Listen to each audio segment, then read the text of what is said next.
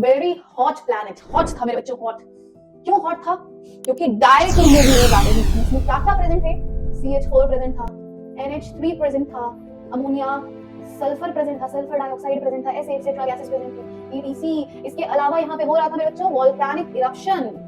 क्या हो रहा था? वोल्केनिक इरप्शन, जिसकी वजह से क्या गैसेस मिल रही थी हमको? हाइड्रोजन, नाइट्रोजन गैसेस मिल रही थी। इसके अलावा वाटर वेपर मिल रहा था। क्या मिल रहा था? वाटर वेपर मिल रहा था। अभी हमारे अर्थ पे कोई ओजोन नहीं है, ठीक है, क्योंकि कोई गैस नहीं है, कुछ भी नहीं है, सिंपल ओजोन नहीं है। रीजन यूवी रेस की वजह से O2 प्लस O मिलके O3 इसमें बनाया, विच फॉर्म्स ओजोन। क्या बना बेटा? ओजोन बना। हेलो बच्चों, कैसे आप लोग? मैं क्वांटम लर्निंग से आपकी बायोमेंटर स्तुति मैम। और बताओ मेरे प्यारे बच्चों, क्या हालचाल है? सब बढ़िया? तो अब आ गए हम हमारी कहानी वाले चैप्टर पे, इवोल्यूशन। बहुत सारी कहानियां, इसमें बहुत मजा आएगा। उससे पहले मैं बता दूं कि जो बच्चे नोट्स के लिए बोल रहे थे, नोट्स हमारे टेलीग्राम चैनल पे, टेलीग्राम चैनल का लिंक है हमारे बायो में, सो गो देयर। सारे नोट्स वहां आपको, सारे चैप्टर जितने मैंने पढ़ाए हैं उसके सारे नोट्स आपको वहां पे मिल जाएंगे, तो ज्वाइन।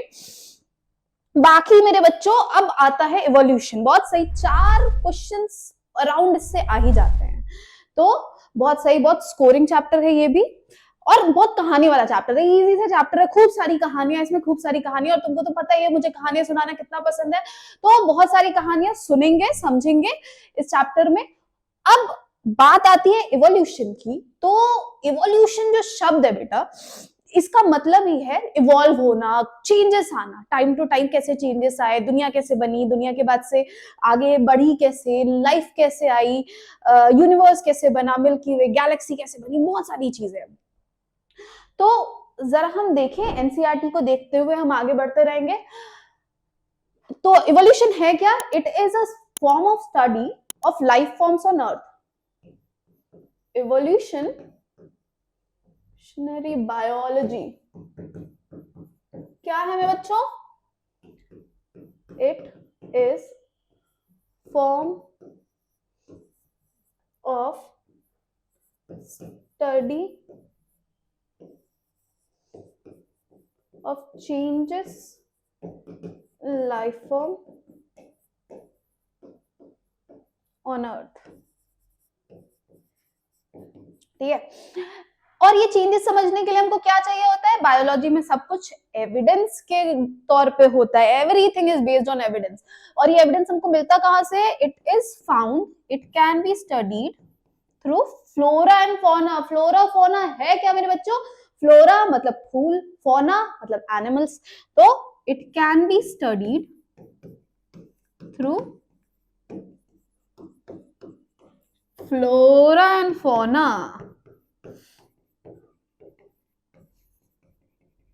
और छोटा सा प्यारा सा चैप्टर है, बस देखो तो। अब इसमें ना ये पूरी कहानी है दुनिया कैसे बनी, जैसा मैंने बताया कि बहुत लंबी सी कहानी, और यही आपकी एनसीईआरटी भी कह रही है कि this is the story of origin of life and evolution of life form और biodiversity on planet earth in the context of evolution of earth and against all the background of evolution of universe itself. ये कहानी है किसकी? Origin of life की। Life कैसे origin हुई, life form कैसे origin होगी, कितनी सारी बायोडाइवर्सिटी बनी है, कितने सारे चेंजेस है, ये सब बना है। और इसके अलावा उसी के बैकग्राउंड में यूनिवर्स कैसे बन रहा है, कैसे चेंज हो रहा है। तो अगर हम देखें तो अराउंड 20 बिलियन ईयर अगो बना हमारा यूनिवर्स। यूनिवर्स के फॉर्मेशन का जो पूरा प्रोसेस था बेटा, 20 BYA बिलियन ईयर अगो ये देखने को मिला। जो पूरा प्रोसेस था इसको हम क्या कहते हैं? बिग बैंग थ्योरी कहते हैं। क्या कहते हैं मेरे बच्चों? Big Bang theory. एक शो भी आता था बिग बैंग थ्योरी करके, जिसमें Sheldon, Penney and all that थे, तो उससे याद हो सकता है, याद हो जाएगा। मैंने पता है बड़ा सुन के सोचा था कि यस बिग बैंग थ्योरी देखेंगे, क्योंकि ये तो पढ़ रखा है मैंने, मैं बायोलॉजी की स्टूडेंट हूँ, जरूर इसमें कुछ बायोलॉजी वाला कुछ होगा। I was a kind of a nerdy child, you know. फिर मैं देखने पहुंची बिग बैंग थ्योरी, और पता चला कि ये तो कुछ भी साइंस है, थोड़ा बहुत साइंस से रिलेटेड, लेकिन कुछ और ही चल रहा था वहां पे। तो बिग बैंग थ्योरी में इन्होंने क्या बताया कि कुछ कॉस्मिक पार्टिकल्स थे जो कि आपस में क्या हो गए? मिक्स हो गए, जिसकी वजह से एक बहुत बड़ा ब्लास्ट हुआ। ठीक है, cosmic particles resulting in a kind of big explosion. क्या हुआ मेरे बच्चों? एक्सप्लोजन हुआ, और इस एक्सप्लोजन के रिजल्ट में क्या गैसेस मिली हमको? हाइड्रोजन एंड हीलियम नामक गैसेस मिली। कौन सी गैसेस मिली? हाइड्रोजन एंड हीलियम गैसेस मिली। अब हाइड्रोजन और हीलियम जो गैसेस हैं हमारी, ये बाद में क्या हो गई? कंसंट्रेट हो गई, नीचे बैठती गई, and then out of that came our universe. तो ये तो बात हो गई, कहानी हो गई हमारा यूनिवर्स कैसे आया। दूसरी कहानी है अर्थ कैसे आया। तो फॉर्मेशन ऑफ अर्थ जो था, अर्थ मेरे बच्चों आया, ये नेबुला फॉर्मेशन के उसमें, नेबुला फॉर्मेशन में है हमारा अर्थ या मिल्की वे गैलेक्सी। सबसे पहले समझेंगे it is about Milky Way our galaxy. वैसे तो बहुत सारी गैलेक्सीज है दुनिया में, लेकिन मुझे क्या, मुझे तो अपनी गैलेक्सी से फर्क पड़ता है। जैसे बहुत सारे बच्चे हैं, लेकिन मुझे तो अपने बच्चों से फर्क पड़ता है। तो वैसे गैलेक्सी जो थी वो नेबुला फॉर्म में थी। कैसे? जहां पे सन जो सेंटर है, वहां पे सेंटर ऑफ एनर्जी है, दैट इज सन, जिसकी एनर्जी की मदद से सब कुछ बाइंड कर रखा है इसने, जिसने अपने अराउंड सारा कुछ बाइंड कर रखा है। ठीक है, अब आप देखोगे कि यही हमारी एनसीईआरटी भी कह रही है कि क्लाउड और डस्ट से 13.8 मिलियन ईयर्स अगो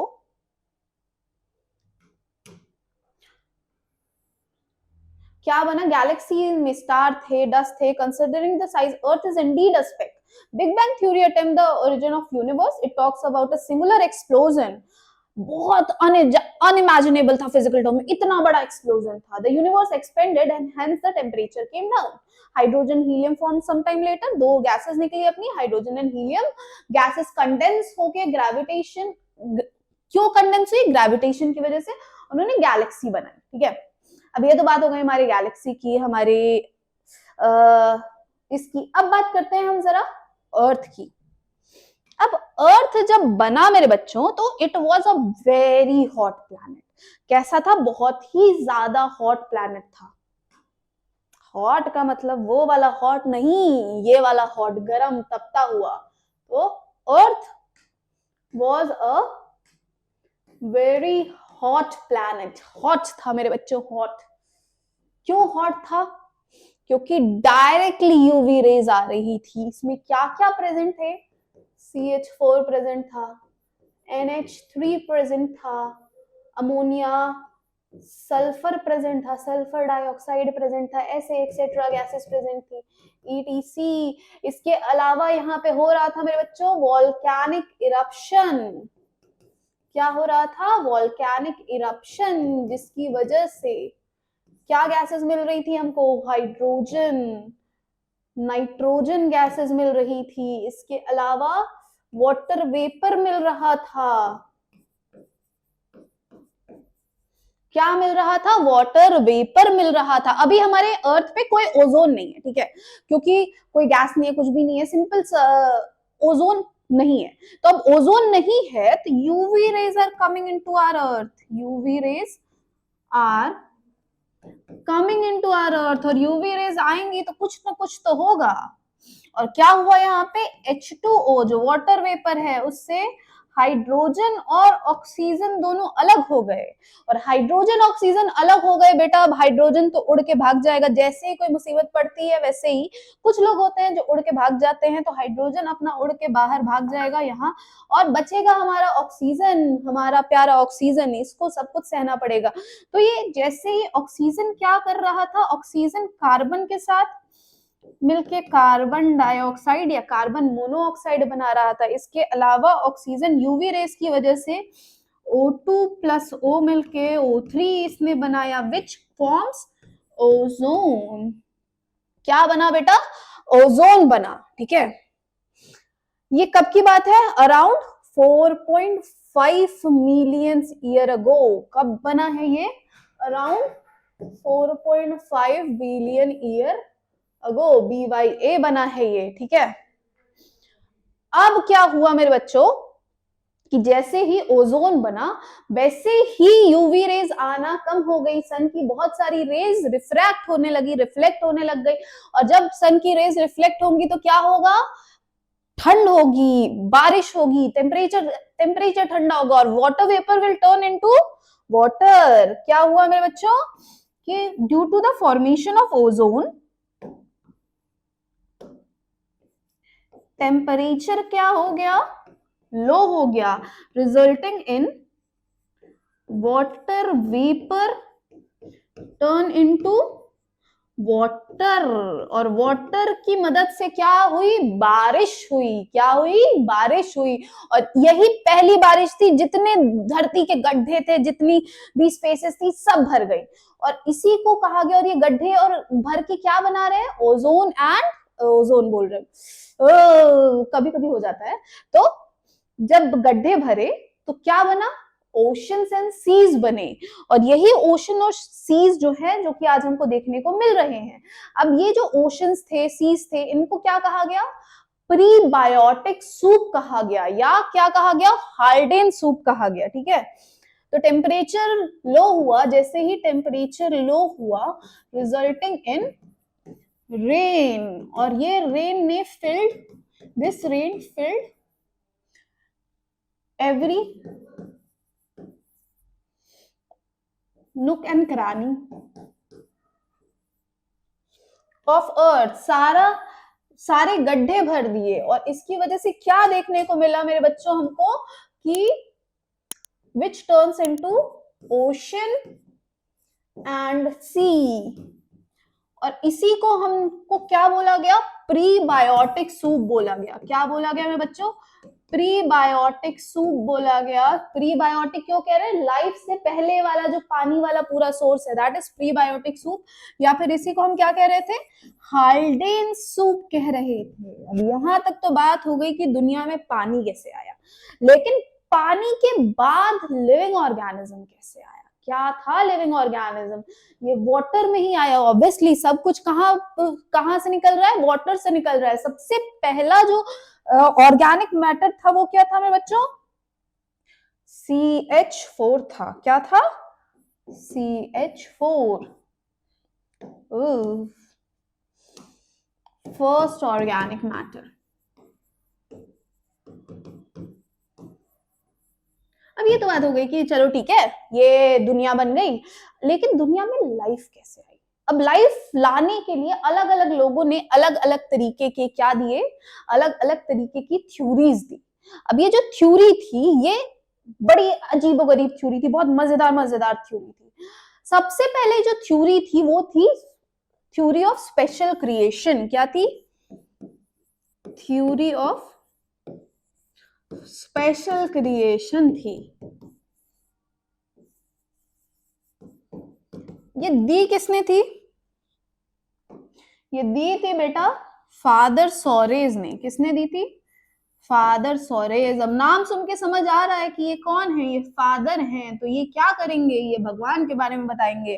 जैसे आप पंडित जी के पास जाओगे तो वो भगवान के बारे में बताएंगे, वैसे ही फादर सोरेज ने भी कहा कि भैया तुमको बहुत दिमाग लगाने की जरूरत नहीं है, दुनिया में जो भी लाइफ आई है वो कैसे आई है, वो आई है भगवान के थ्रू। और कितने दिन में आई है, 6 दिनों में आई है। पहले दिन भगवान ने धरती बनाई, दूसरे दिन क्या बनाया, आकाश बनाया, पाताल बनाया, पेड़ पौधे बनाए, चौथे दिन, ऐसे ही करते करते 6 दिनों में उन्होंने पूरा अर्थ और यहाँ पे जितने ऑर्गेनिज्म है सब एज इट इज भगवान ने बना के भेजे। भगवान बैठे थे, बड़ा बोर हो रहे थे, और बाद में घर में बीवी बच्चे बड़े परेशान कर रहे थे उनको। तो भगवान ने सोचा कि यस, मैं अब घर में नहीं रह सकता, लेकिन बाहर क्या करने जाए, कोई काम तो होना चाहिए। तो उन्होंने कहा चलो अपन करेंगे नया क्रिएशन। और क्रिएशन क्या करेंगे बेटा, स्मार्ट बन के क्रिएशन करेंगे। और स्मार्ट बन के उन्होंने क्या क्रिएशन किया, अर्थ का क्रिएशन किया अकॉर्डिंग टू फादर सोरेस। और उन्होंने कहा कि इसमें फादर सोरेस क्या कह रहे हैं कि God created everything as it is. कोई छोटी से बड़ी चीज नहीं आई है, कोई मछली से आदमी, बंदर आदमी कुछ नहीं बनाया है। सबसे जो जैसा है वैसे ही धरती पे आया था। इन 6 days, क्या कहा इन्होंने, भगवान ने सब कुछ क्रिएट किया है कितने दिनों में, 6 दिनों में क्रिएट किया है। फिर भगवान एकदम कॉलर टाइप फ्यूचर ब्राइट करके कहते हैं कि ये देखो मैंने ये सब क्रिएट कर दिया। फिर आई हमारी दूसरी theory which was theory of catastrophism. इसी थ्योरी के बेसिस पे आगे साइंटिस्ट क्या थे, क्यूवियर नाम के एक पर्सन थे, जिन्होंने क्या कहा कि भगवान जब भगवान जो है उन्होंने जब सब कुछ क्रिएट किया है तो उन्हीं के पास क्या है, ताकत है सब कुछ खत्म करने की। तो जब धरती पे पाप बढ़ेगा भगवान आएंगे, सब कुछ खत्म करेंगे और दोबारा बनाएंगे। तो ये क्या था, थ्योरी ऑफ कैटाट्रोपिज्म था।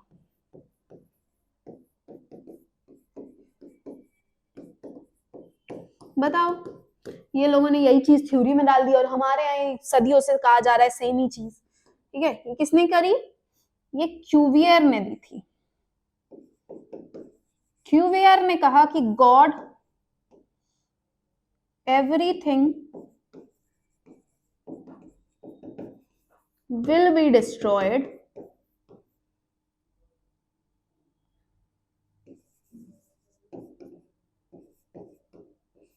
through catastrophe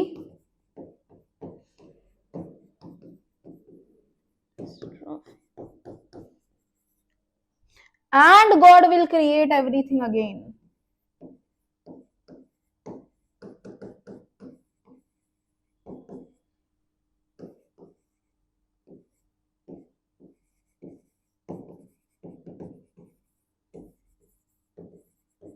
ठीक है, और भगवान सब कुछ दोबारा बनाएंगे। मेरे बच्चों एक बार यहाँ तक लिख लीजिए, देखिए स्क्रीनशॉट ले लो जल्दी जल्दी, उसके बाद से फिर आगे बढ़ते हैं।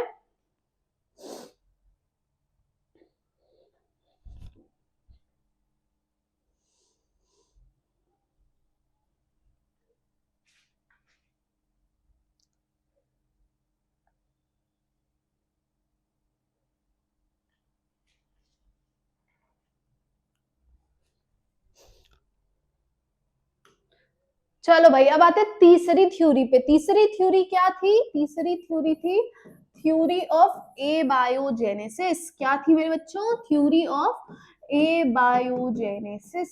किसने दी थी, अब तुम जहां जाओगे वहां इस आदमी का नाम जरूर तुमको मिल जाएगा, जहां जाओगे बहुत बड़े फिलोसोफर थे। कौन थे ये, एरिस्टोटल।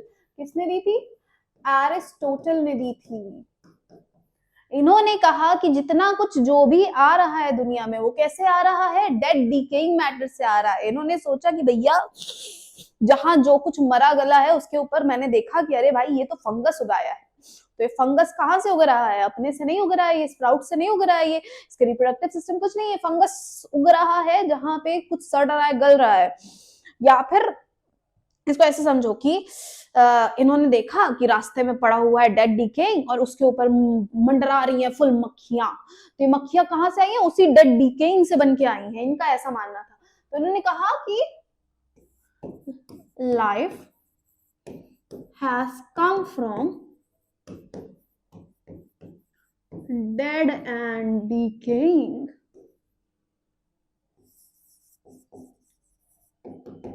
matter। अब देखो क्लास में ना, जब भी क्लास में पढ़ाई वढ़ाई होती है तो हमेशा दो बच्चे ऐसे होते हैं कि अगर एक ने कुछ बोला है तो उसका अपोजिट जरूर करेगा, दूसरा जो है उसका अपोजिशन जरूर करेगा। तो वैसे ही जैसे ही थ्योरी ऑफ एबायोजेनेसिस आई, हमारे नेक्स्ट साइंटिस्ट जो थे वो इन्हीं के ऐसे ही दो अपोनेंट समझ लो। कौन थे मेरे बच्चों, थ्योरी ऑफ, जिन्होंने दी थ्योरी ऑफ बायोजेनेसिस, कौन थे, लुइस पॉस्चर थे। कौन थे, थ्योरी ऑफ बायोजेनेसिस। इन्होंने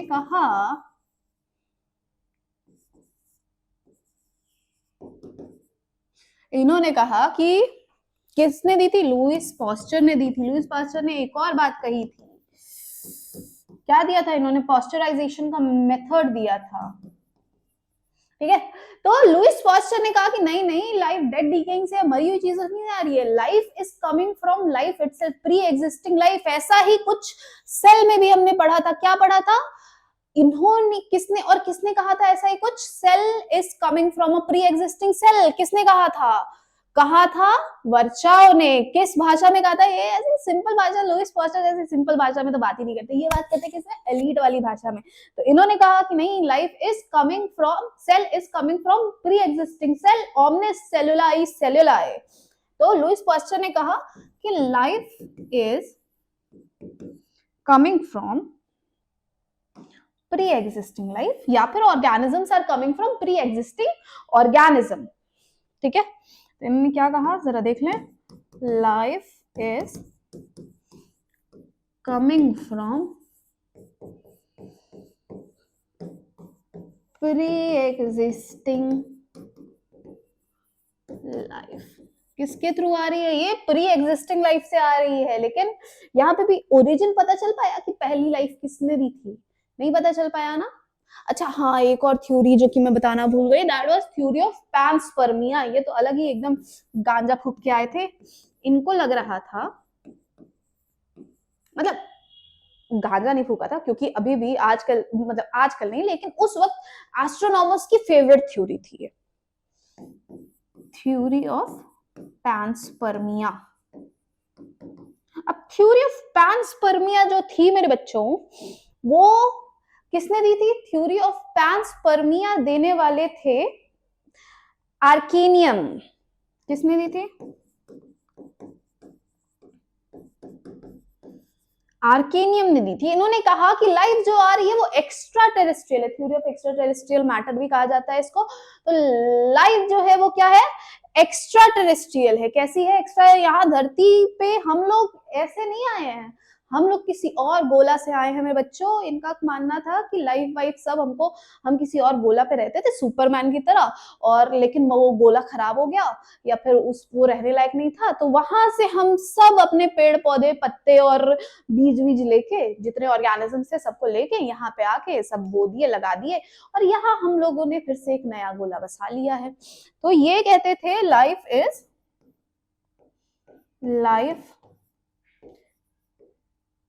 extra terrestrial.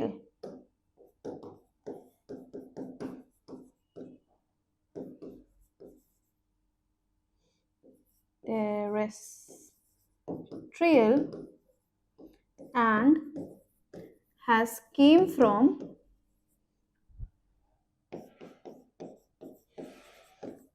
other planet in the form of spores, seeds and sperms। ये सब तो इस फॉर्म में लाइफ आई है, ये तो बात हो गई यहां तक। लेकिन जब इन्होंने, बहुत सारे लोगों ने देखा कि अरे ठीक है, नहीं नहीं ये तो कोई बात नहीं होती है, तो फिर आए ओपेरन एंड हाल्डेन। कौन आए बच्चों? Operon and Haldane. ओपेरन कहाँ के थे? रशिया के थे। हाल्डेन कहाँ के थे? इंग्लैंड के थे। इन्होंने क्या प्रपोज किया? इन्होंने प्रपोज किया कि लाइफ जो है वो केमिकल या इनऑर्गेनिक मैटर से मिलके बनी हुई है। तो ये क्या है? Theory of chemosynthesis. कहां तक की थ्योरीज पढ़ी थी हमने? 5। छठी थ्योरी क्या थी? थ्योरी ऑफ कीमोसिंथेसिस थी। किसने दिया?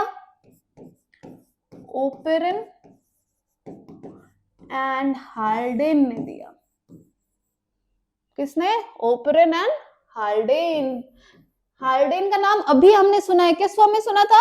वाटर, जो फर्स्ट रेन थी उसको हम क्या कह रहे थे? हाल्डेन सूप कह रहे थे। तो ओपेरन और हाल्डेन जो थे, उन्होंने कहा कि जो लाइफ है वो इनऑर्गेनिक मैटर से बनी हुई है। लाइफ हैज कम फ्रॉम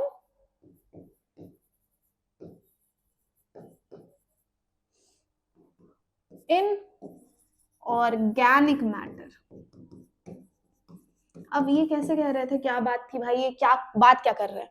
इन्होंने कहा कि ये जो कंडीशन थी हाई टेम्परेचर वगैरह वगैरह, इन्होंने क्या किया?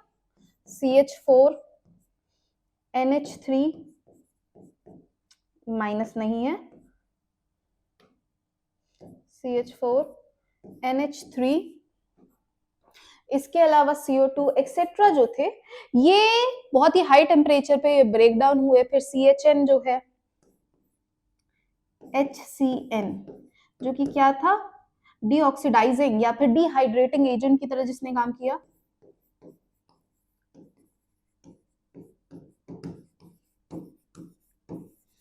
एजेंट की तरह काम किया, और इसकी वजह से बना क्या,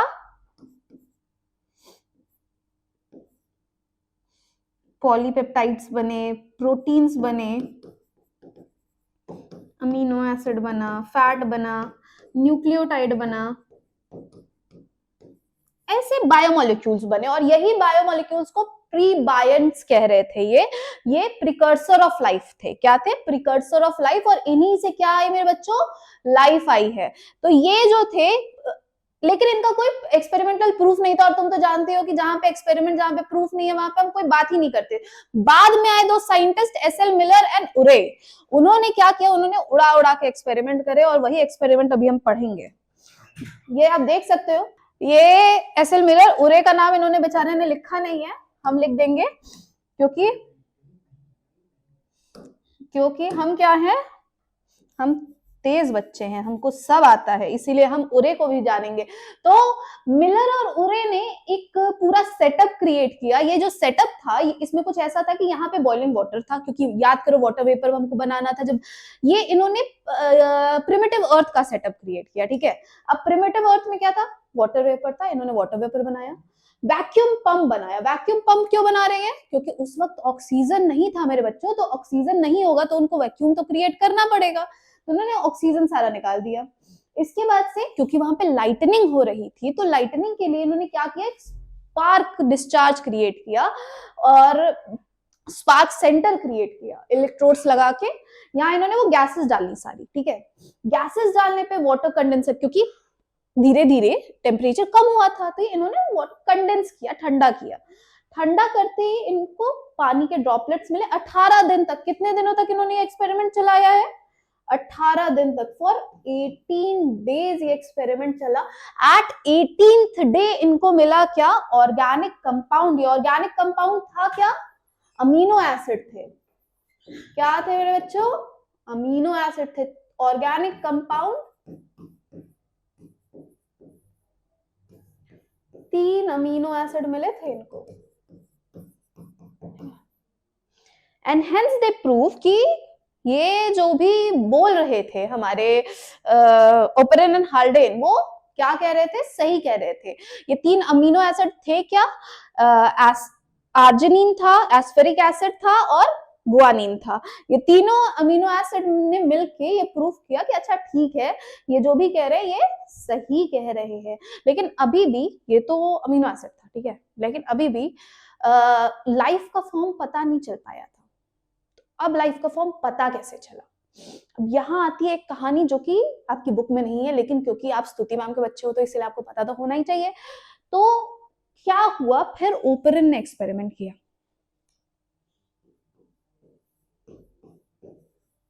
ओपेरन ने एक्सपेरिमेंट किया किसका? पॉलीपेप्टाइड का, ठीक है। पॉलीपेप्टाइड चेन्स क्या बनाती हैं? अमीनो एसिड बनाती हैं। तो एंड प्रोटीन्स का, ठीक है। इसको एक फॉर्म में रखा, लेकिन जो सेल बन रहा था वो it was not self dividing. जो भी एग्रीगेट बन रहा था, इसका क्या इन्होंने बताया कि प्रोटीन एंड पॉलीपेप्टाइड का एग्रीगेट जो बनेगा वही जो है वो सेल बनाएगा, ठीक है। बट ये जो भी एग्रीगेट बन रहा था it was not self dividing. कैसी थी बेटा ये? सेल्फ डिवाइडिंग नहीं थी। बेचारे ओपेरन फेल हो गए। फिर आई सिडनी फॉक्स। फिर कौन आई? Sidney Fox. सिडनी फॉक्स ने भी फिर कहा कि चलो ठीक है, ये पॉलीपेप्टाइड और प्रोटीन से कुछ नहीं हो रहा, अमीनो एसिड का एग्रीगेट लेके देखते हैं। अमीनो एसिड का इन्होंने एग्रीगेट लिया, और ये जो एग्रीगेट इन्होंने लिया अमीनो एसिड का, इससे भी कुछ हो नहीं पाया। बहुत हाई होप्स थी, हमको लगा हो तो जाएगा ही, लेकिन कुछ हुआ नहीं। लेकिन सिडनी फॉक्स है अपनी क्या, फीमेल है, हार नहीं मानेंगे। तो इन्होंने हार नहीं मानी। इन्होंने क्या किया? अचानक से एक दिन अमीनो एसिड के एग्रीगेट के साथ क्या मिक्स कर दिया? लिपिड मिक्स कर दिया। और लिपिड जो था उसको मिक्स करते ही जादू हो गया मेरे बच्चों। और जादू क्या हुआ कि जो पेप्टाइडोग्लाइकन बता रही हूँ, सॉरी, जो लिपिड और अमीनो एसिड का फॉर्म बन रहा था, जो कि हमारा क्या था, याद करो, प्लाज्मा मेम्ब्रेन बनाता है। तो plasma membrane bilipid layer, phospholipid layer बना रहा था, जो कि सेल्फ डिवाइडिंग दिखने लगा। तो इनको समझ में आया, ओके ये सही कह रहे हैं ये लोग सब लोग कि लिपिड रहा होगा, अमीनो एसिड रहा होगा, इन सब ने मिलकर पॉलीपेप्टाइड फॉस्फोलिपिड लेयर बनाई, और फॉस्फोलिपिड लेयर से क्या बना, सेल्फ डिवाइडिंग ऑर्गेनिज्म बना, प्रीकर्सर ऑफ लाइफ बना। तो यहां तक तो आ गया, ठीक है। अब पहला जो लिविंग रहा होगा उसकी भी बात कर लेते हैं। ऑल्दो थोड़ा बहुत मुझे कहानियां सुनाना जैसे जानते हो पसंद नहीं है, तो थोड़ी कहानी सुन ही लो। तो प्रीकर्सर ऑफ लाइफ, अब जो फर्स्ट लाइफ रही होगी, फर्स्ट लाइफ वुड बी कैसी रही होगी,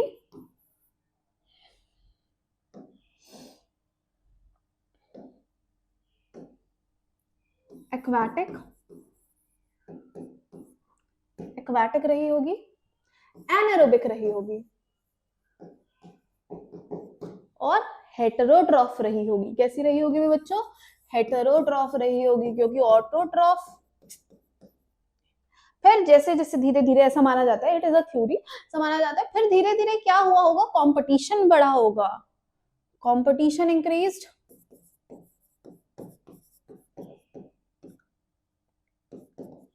कंपटीशन बढ़ा बिटवीन पैरासिटिक रहे होंगे, हेटेरोट्रॉफिक में क्या आ सकते हैं, पैरासिटिक एंड सैप्रोफाइट्स, ठीक है। कंपटीशन बढ़ा सैप्रोफाइट पैरासिटिक में, धीरे धीरे क्या हो गया, ऑर्गेनिक मैटर कम होता गया। अब ऑर्गेनिक मैटर कम हुआ होगा तो इनको करना पड़ा होगा क्या, इवोल्यूशन, और इवोल्यूशन में ये क्या बने होंगे, सबसे पहले कीमो ऑटोट्रॉफिक, क्या बने ये, कीमो ऑटोट्रॉफ्स बने, और कीमो ऑटोट्रॉफ से फिर इनको ये चेंज हो गए क्या, फोटो ऑटोट्रॉफ्स। लेकिन अभी भी ये रिलीज क्या कर रहे हैं, ये रिलीज ऑक्सीजन नहीं कर रहे हैं, photo autotrophs, anaerobic photo autotrophs थे ये। उसके बाद से फिर से इवोल्यूशन हुआ, और इवोल्यूशन में ये क्या बने, एरोबिक फोटो ऑटोट्रॉफ्स बने, सच एज फोटो ऑटोट्रॉफ्स बने होंगे, और उस सच एज साइनोबैक्टीरिया,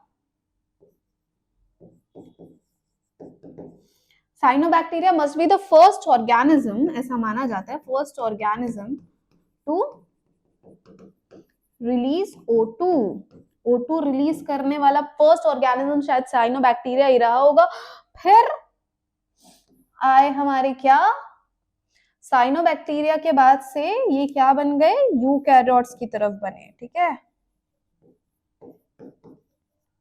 तो ये तो था हमारा पूरा फर्स्ट लाइफ। लेकिन अब ये बात माने कैसे हम, इसके लिए हमको एविडेंस चाहिए, और एविडेंस हमको कहां से मिलेगा, फॉसिल से मिलेगा। यही ये हमारे चैप्टर का पहला पार्ट आपका हो गया है। एक बार देखिए, पढ़िए, समझिए, बताइए कुछ ऐसा जो छूटा है या नहीं समझ आया, तो उसके बाद से आगे बढ़ते हैं। ये पढ़ेंगे, अभी ये सब पढ़ेंगे।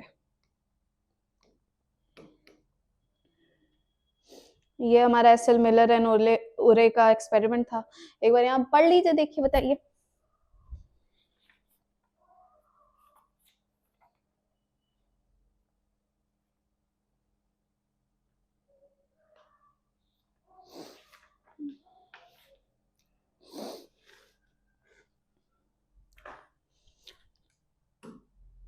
चलो भाई मेरे बच्चों, अब आगे बढ़ते हैं एविडेंसेस की तरफ। तो एविडेंस की अगर हम बात करें तो एविडेंस में कौन आता है, फॉसिल्स आते हैं।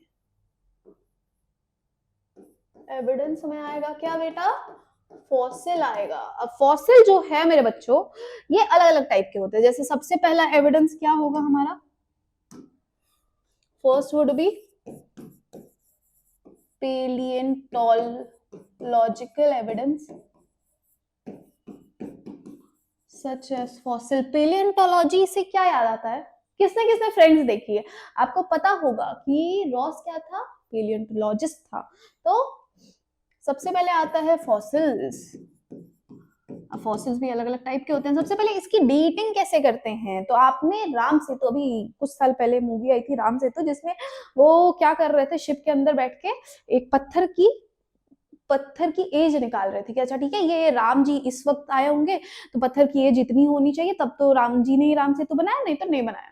तो उन्होंने टेक्निक यूज की थी, क्या थी, कार्बन डेटिंग टेक्निक थी। कौन सी टेक्निक थी मेरे बच्चों, कार्बन डेटिंग टेक्निक थी, ठीक है। तो इन्होंने कार्बन डेटिंग टेक्निक यूज करी, और कार्बन डेटिंग टेक्निक यूज करके इन्होंने क्या किया, कार्बन डेटिंग टेक्निक यूज करके, सॉरी बार बार कॉल आ रहा है पता नहीं क्यों, चलो छोड़ो पढ़ाई करते हैं। तो कार्बन डेटिंग टेक्निक का यूज किया इन्होंने। अब कार्बन डेटिंग टेक्निक फिर भी कई बार गलत हो जाती है, तो ये एकदम एग्जैक्ट आंसर के लिए क्या होता है, एग्जैक्ट एंड करेक्ट, एकदम करेक्ट डेट पता करने के लिए हम कौन सी टेक्निक का यूज करते हैं, हम यूज करते हैं मॉलिक्यूलर रेजोनेंस का। किसका, मॉलिक्यूलर रेजोनेंस का यूज करते हैं। अब ये तो हो गया फॉसिल, इसके अलावा फॉसिल्स होते क्या है, तो ये जो होते हैं ये ऐसे रिमेन्स होते हैं जो कि बताते हैं कि अच्छा ठीक है ऑर्गेनिज्म ऐसा रहा होगा या वैसा रहा होगा। अब फॉसिल्स जो हैं वो यूजुअली कहाँ पाए जाते हैं, found in sedimentary soil, sedimentary rock के पास या सेडिमेंटरी सॉइल्स में पाए जाते हैं। अब सोचो कि ये हमारा अगर एरिया है, तो कौन सा फॉसिल, यहाँ पे एक फॉसिल है, यहाँ पे दूसरा फॉसिल है, यहाँ पे तीसरा फॉसिल है, तो कौन सा सबसे पुराना होगा, कौन सा सबसे नया होगा, जो सबसे ऊपर होगा मेरे बच्चों वो सबसे नया होगा, ये ओल्ड, और ये ओल्डेस्ट होगा, सबसे पुराना जो होगा वो सबसे अंदर सबसे नीचे होगा। ये कई बार टेम्परेचर और प्रेशर, कोई ऑर्गेनिज्म जो है वो उसकी डेथ हो गई और वो फिर धीरे धीरे धीरे जमीन के नीचे चला गया, उसका फॉसिलाइजेशन हो जाता है, ठीक। दूसरा टाइप का जो वो है, वो क्या है हमारा, दूसरे टाइप का जो एविडेंस होता है वो होता है हमारा कॉपरोलिट्स। ये क्या है, ये है फीसीज, क्या है, ऑर्गेनिज्म की फीसीज है, किसी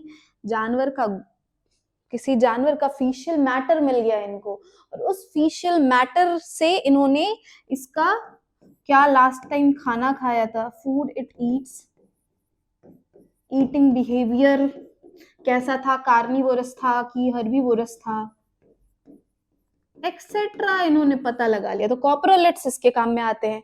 इसके अलावा आता है हमारा क्या, इम्प्रिंट्स।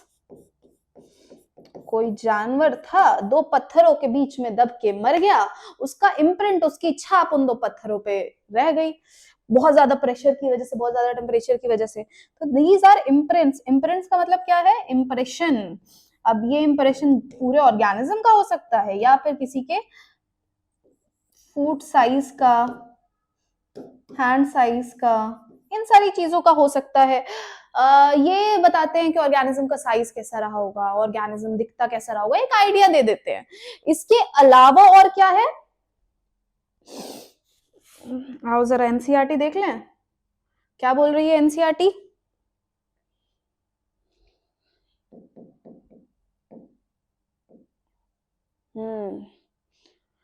तो अच्छा हाँ, एम्ब्रियोनिक एविडेंस भी होता है, ठीक है। देखो मुझे लग ही रहा था मैं कुछ भूल रही हूं। तो एम्ब्रियोनिक एविडेंस,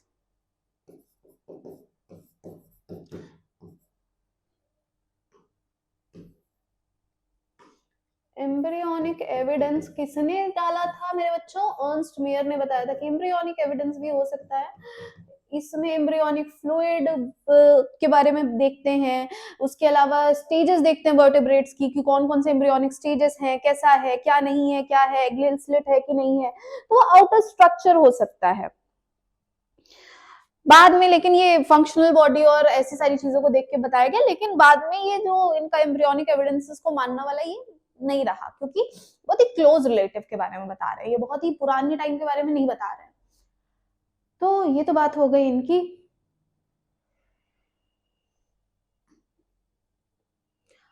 अब आते हैं क्या किस पे, अब आते हैं बेटा, जरा देखते हैं कि what is divergent and convergent evolution. तो इसको समझाने का बहुत ही मजेदार तरीका है। समझो कि हम सब जो हैं वो कहाँ हैं, हम सब यहाँ पे हैं, ठीक है। We are studying at a school, ठीक है। अब इस स्कूल में बहुत सारे बच्चे हैं, एक साथ सब रह रहे हैं, सब बहुत बढ़िया रह रहे हैं, एकदम मजा ही आ जा रहा है। लेकिन कुछ दिन में क्या हुआ कि कई बच्चों को, एक क्लास के कई बच्चों को लगा कि चलो ठीक है 8 तक पढ़ लिया, 9 तब हम कहीं और पढ़ेंगे। कहीं और कहाँ पढ़ेंगे? तो एक बच्चा चला गया स्कूल ए में, दूसरा एक बच्चा हमारा कौन है, चलो मान लेते हैं इसका नाम है नीति। तो नीति चली गई हमारे कहा, स्कूल ए में। ये 8 तक यहाँ पे स्कूल है। इसके बाद से फिर इसको लगा कि नहीं नहीं, यहाँ तो अच्छी पढ़ाई नहीं हो रही है, मुझे तो और कहीं और जाना है, मैं कहीं और जाऊंगी। तो ये चली गई। सब कहाँ रह रहे हैं? सब रह रहे हैं वाराणसी में, ठीक है। नीति चली गई स्कूल ए में। जैसिका जो है अपनी, वो चली गई स्कूल बी में, ठीक है। अनय चला गया कहा, स्कूल सी में। और मुबारक जो है वो स्कूल डी में चला गया। तो अब देखो बेटा कि ये सब जो है वो सेम ज्योग्राफिकल एरिया में जा रहे हैं, अपने उसके लिए, अपने ग्रोथ के लिए। जब यहाँ पे रिसोर्सेस फुल नहीं पड़ रहे थे तो ये अपनी ग्रोथ के लिए मूव कर जा रहे हैं और सेम ज्योग्राफिकल एरिया में जा रहे हैं। तो ऐसे टाइप के एवोल्यूशन को, और जैसे जैसे स्कूल का करिकुलम है वैसे वो अपने आप को चेंज कर दे रहे हैं। तो उस बेसिस पे ऐसे एवोल्यूशन को हम क्या कह रहे हैं मेरे बच्चों? डाइवर्जेंट एवोल्यूशन कह रहे हैं। क्या कर रहे हैं? डाइवर्जेंट एवोल्यूशन कह रहे हैं।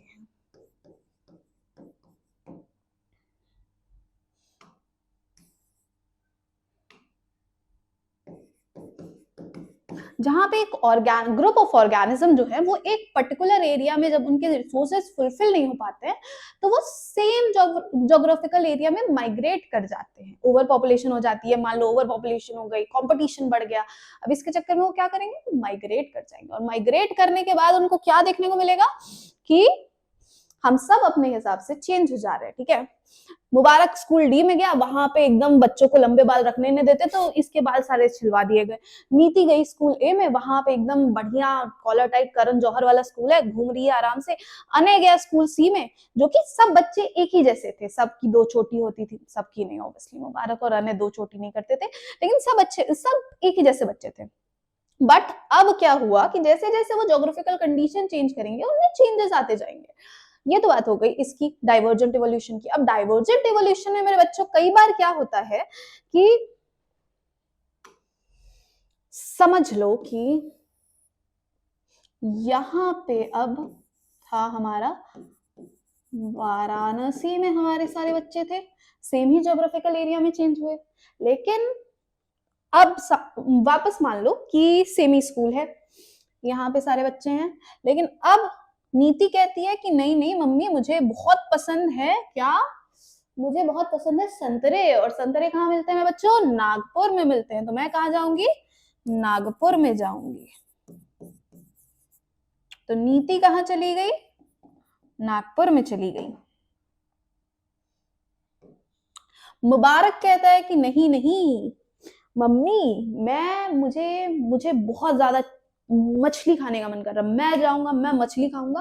तो मुबारक कहाँ चला जाता है? वेस्ट बंगाल में चला जाता है। कहाँ चला जाता है? वेस्ट बंगाल में चला जाता है। अब जेसिका कहती है कि नो मॉम नो, मैं ऐसी वैसी जगह नहीं जाऊंगी, मैं जाऊंगी, मैंने देखा है, मुझे पहाड़ बहुत पसंद है, तो मैं जाऊंगी जम्मू कश्मीर। जैसे कहाँ चली गई मैं बच्चों? कश्मीर चली गई। और एट द एंड अनय जो है अपना अने जो है वो कहाँ चला गया, उसने कहा कि ना ना मुझे तो ये सब यहाँ वहां जाना ही नहीं है, मैं जाऊंगा सीधा तमिलनाडु। अने कहाँ चला गया, तमिलनाडु चला गया। अब ये सेम ज्योग्राफिकल एरिया में है नहीं है, तो इस फिनोमेना को हम क्या कहेंगे, जब ज्योग्राफिकल एरिया चेंज हो जाए due to increase in competition, तो इसको हम क्या कहते हैं मेरे बच्चों, अडैप्टिव रेडिएशन कहेंगे।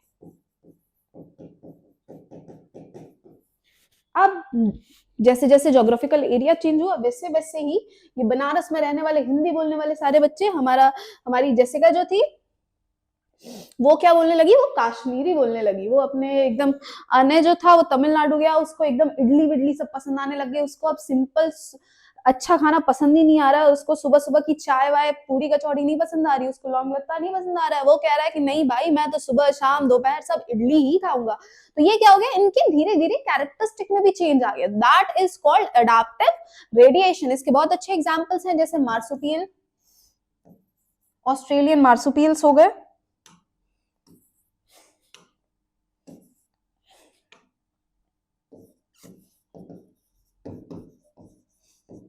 ऑस्ट्रेलियन मार्सुपियल हो गए, ये सब इसके एग्जाम्पल हो गए। अब ये तो बात हो गई हमारे डाइवर्जेंट इवोल्यूशन की। कन्वर्जेंट इवोल्यूशन में क्या होता है मेरे बच्चों, डाइवर्जेंट इवोल्यूशन में आप देखोगे कि यहाँ पे होमोलोगस स्ट्रक्चर्स देखने को मिलते हैं। अब होमोलोगस स्ट्रक्चर्स क्या हैं, जहां पे ओरिजिन तो सेम था लेकिन स्ट्रक्चर सारे क्या हो गए, अलग हो गए। क्या हो गए, अलग हो गए। ठीक है, डाइवर्जेंट इवोल्यूशन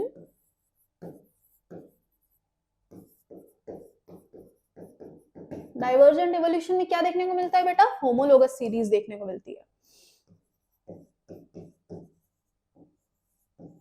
सारे बच्चे एक ही जगह से एक ही स्कूल से गए थे, लेकिन अब क्या हो गया, सबका बात करने का तरीका, सबका स्ट्रक्चर सब अलग हो गया। सबका ओरिजिन प्लेस तो सेम था। तो होमोलोगस सीरीज या होमोलोगस ऑर्गन्स क्या होते हैं, जहां पे कॉमन एंसेस्ट्री तो होती है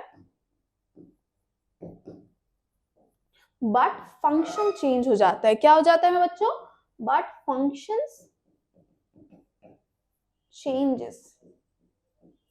फंक्शन क्या हो गया, चेंज हो गया। वहीं दूसरा जो इवोल्यूशन का टाइप है वो क्या है, वहां पे कन्वर्जेंट होते हैं।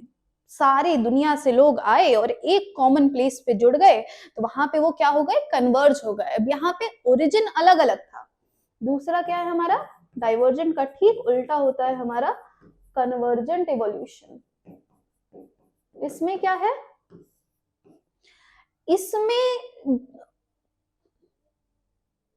इसमें ओरिजिन डिफरेंट होता है,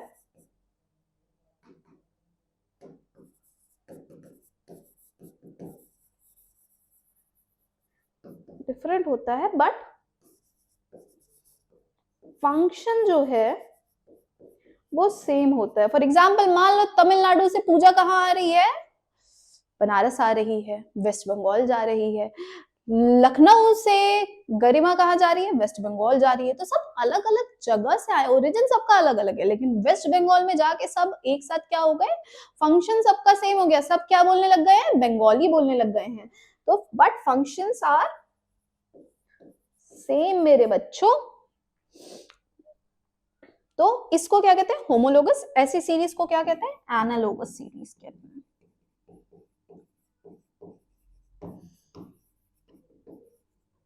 क्या कहता है बच्चों, एनालॉगस सीरीज कहते हैं।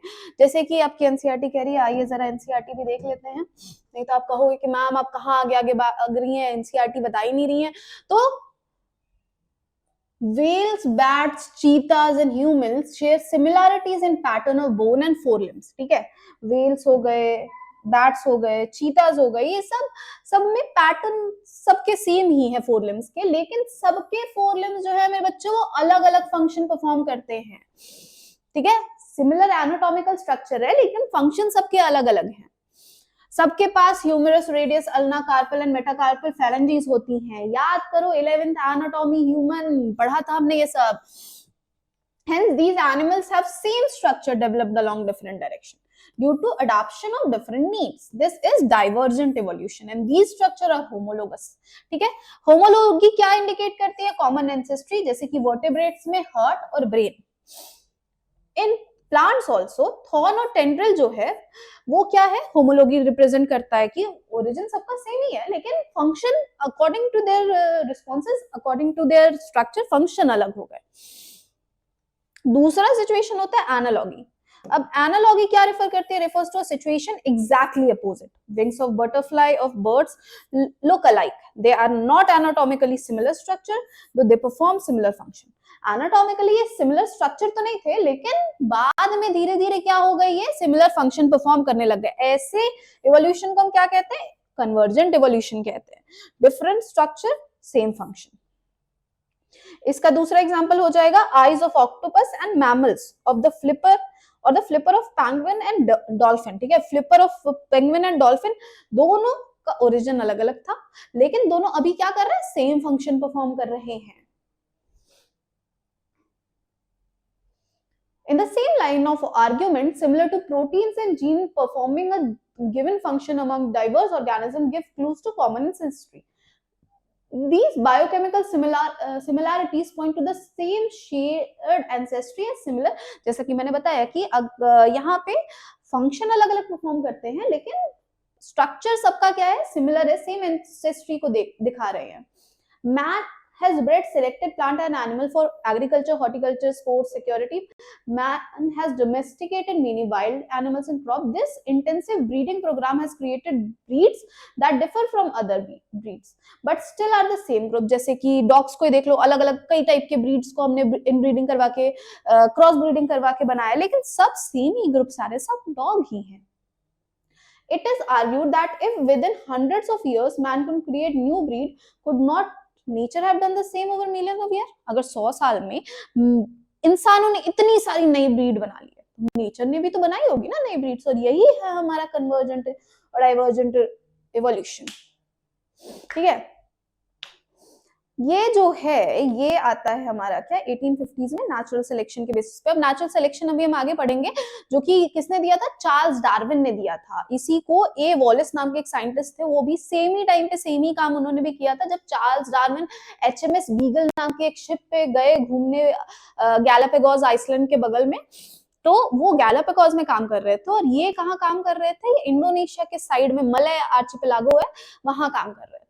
तो इन दोनों ने ही सेम ही चीज अराउंड सेम ही टाइम पे बताया था कि सर्वाइवल ऑफ द फिटेस्ट होगा. नेचुरल, नेचर अपने आप जो फिट होगा उसको सेलेक्ट करके और आगे बढ़ाएगी, बाकी सब पीछे रह जाएंगे. तो इसी को सपोर्ट करने के लिए एक व्हाइट मॉथ का एक एग्जांपल दिया हुआ है कि इंडस्ट्रियलाइजेशन से पहले दो टाइप की मॉथ थी, एक व्हाइट विंग और दूसरा डार्क विंग. तो इंडस्ट्रियलाइजेशन से पहले क्योंकि काफी कम धुआं था, धूल थी, तो पेड़ कैसे होते थे? लाइट शेडेड होते थे. तो व्हाइट विंग्ड मॉथ जो था वो पेड़ों के साथ उसका पूरा कैमोफ्लेज हो जाता था, वो दिखता ही नहीं था प्रेडेटर्स को और वो बच जाता था. लेकिन जिसकी वजह से व्हाइट विंग्ड मॉथ की पॉपुलेशन ज्यादा थी as compare to dark winged moth. लेकिन आफ्टर इंडस्ट्रियलाइजेशन क्या हुआ? बहुत ज्यादा पॉपुलेशन हुआ, पेड़ों पे जाके वो यही पॉल्यूटेंट्स चिपक गए, पेड़ों का कलर क्या हो गया? डार्कर शेड में हो गया. अब क्या था? व्हाइट विंग मॉथ जैसे ही पेड़ों पे चिपक के बैठता वैसे वो इजीली, अपरेंटली इजीली क्या था? विजिबल था. प्रेडेटर्स उसको खा जा रहे थे, जिसकी वजह से ये प्रोपोर्शन क्या हो गया? रिवर्स हो गया. देखिए यहाँ पे एग्जांपल भी दिया है. पहले क्या था? व्हाइट विंग मॉथ जो था वो नहीं दिखाई दे रहा था, वो आपस में कैमोफ्लेज हो जाता था. लेकिन बाद में क्या हुआ? यही चीज देखने को मिली हमको. एडेप्टिव रेडिएशन मैंने बताया है, इसका एक बहुत अच्छा एग्जांपल है डार्विनियन फिंचेस.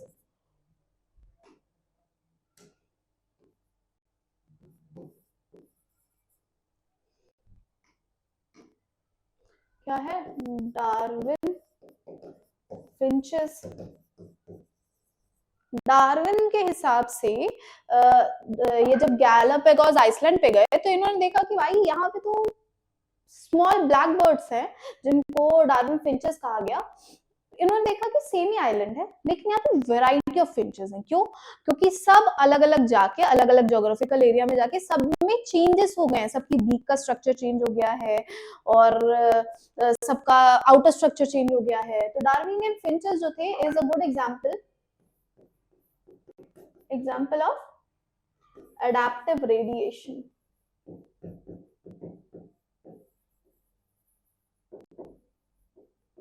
इसके अलावा मार्सुपियल, ऑस्ट्रेलियन मार्सुपियल्स,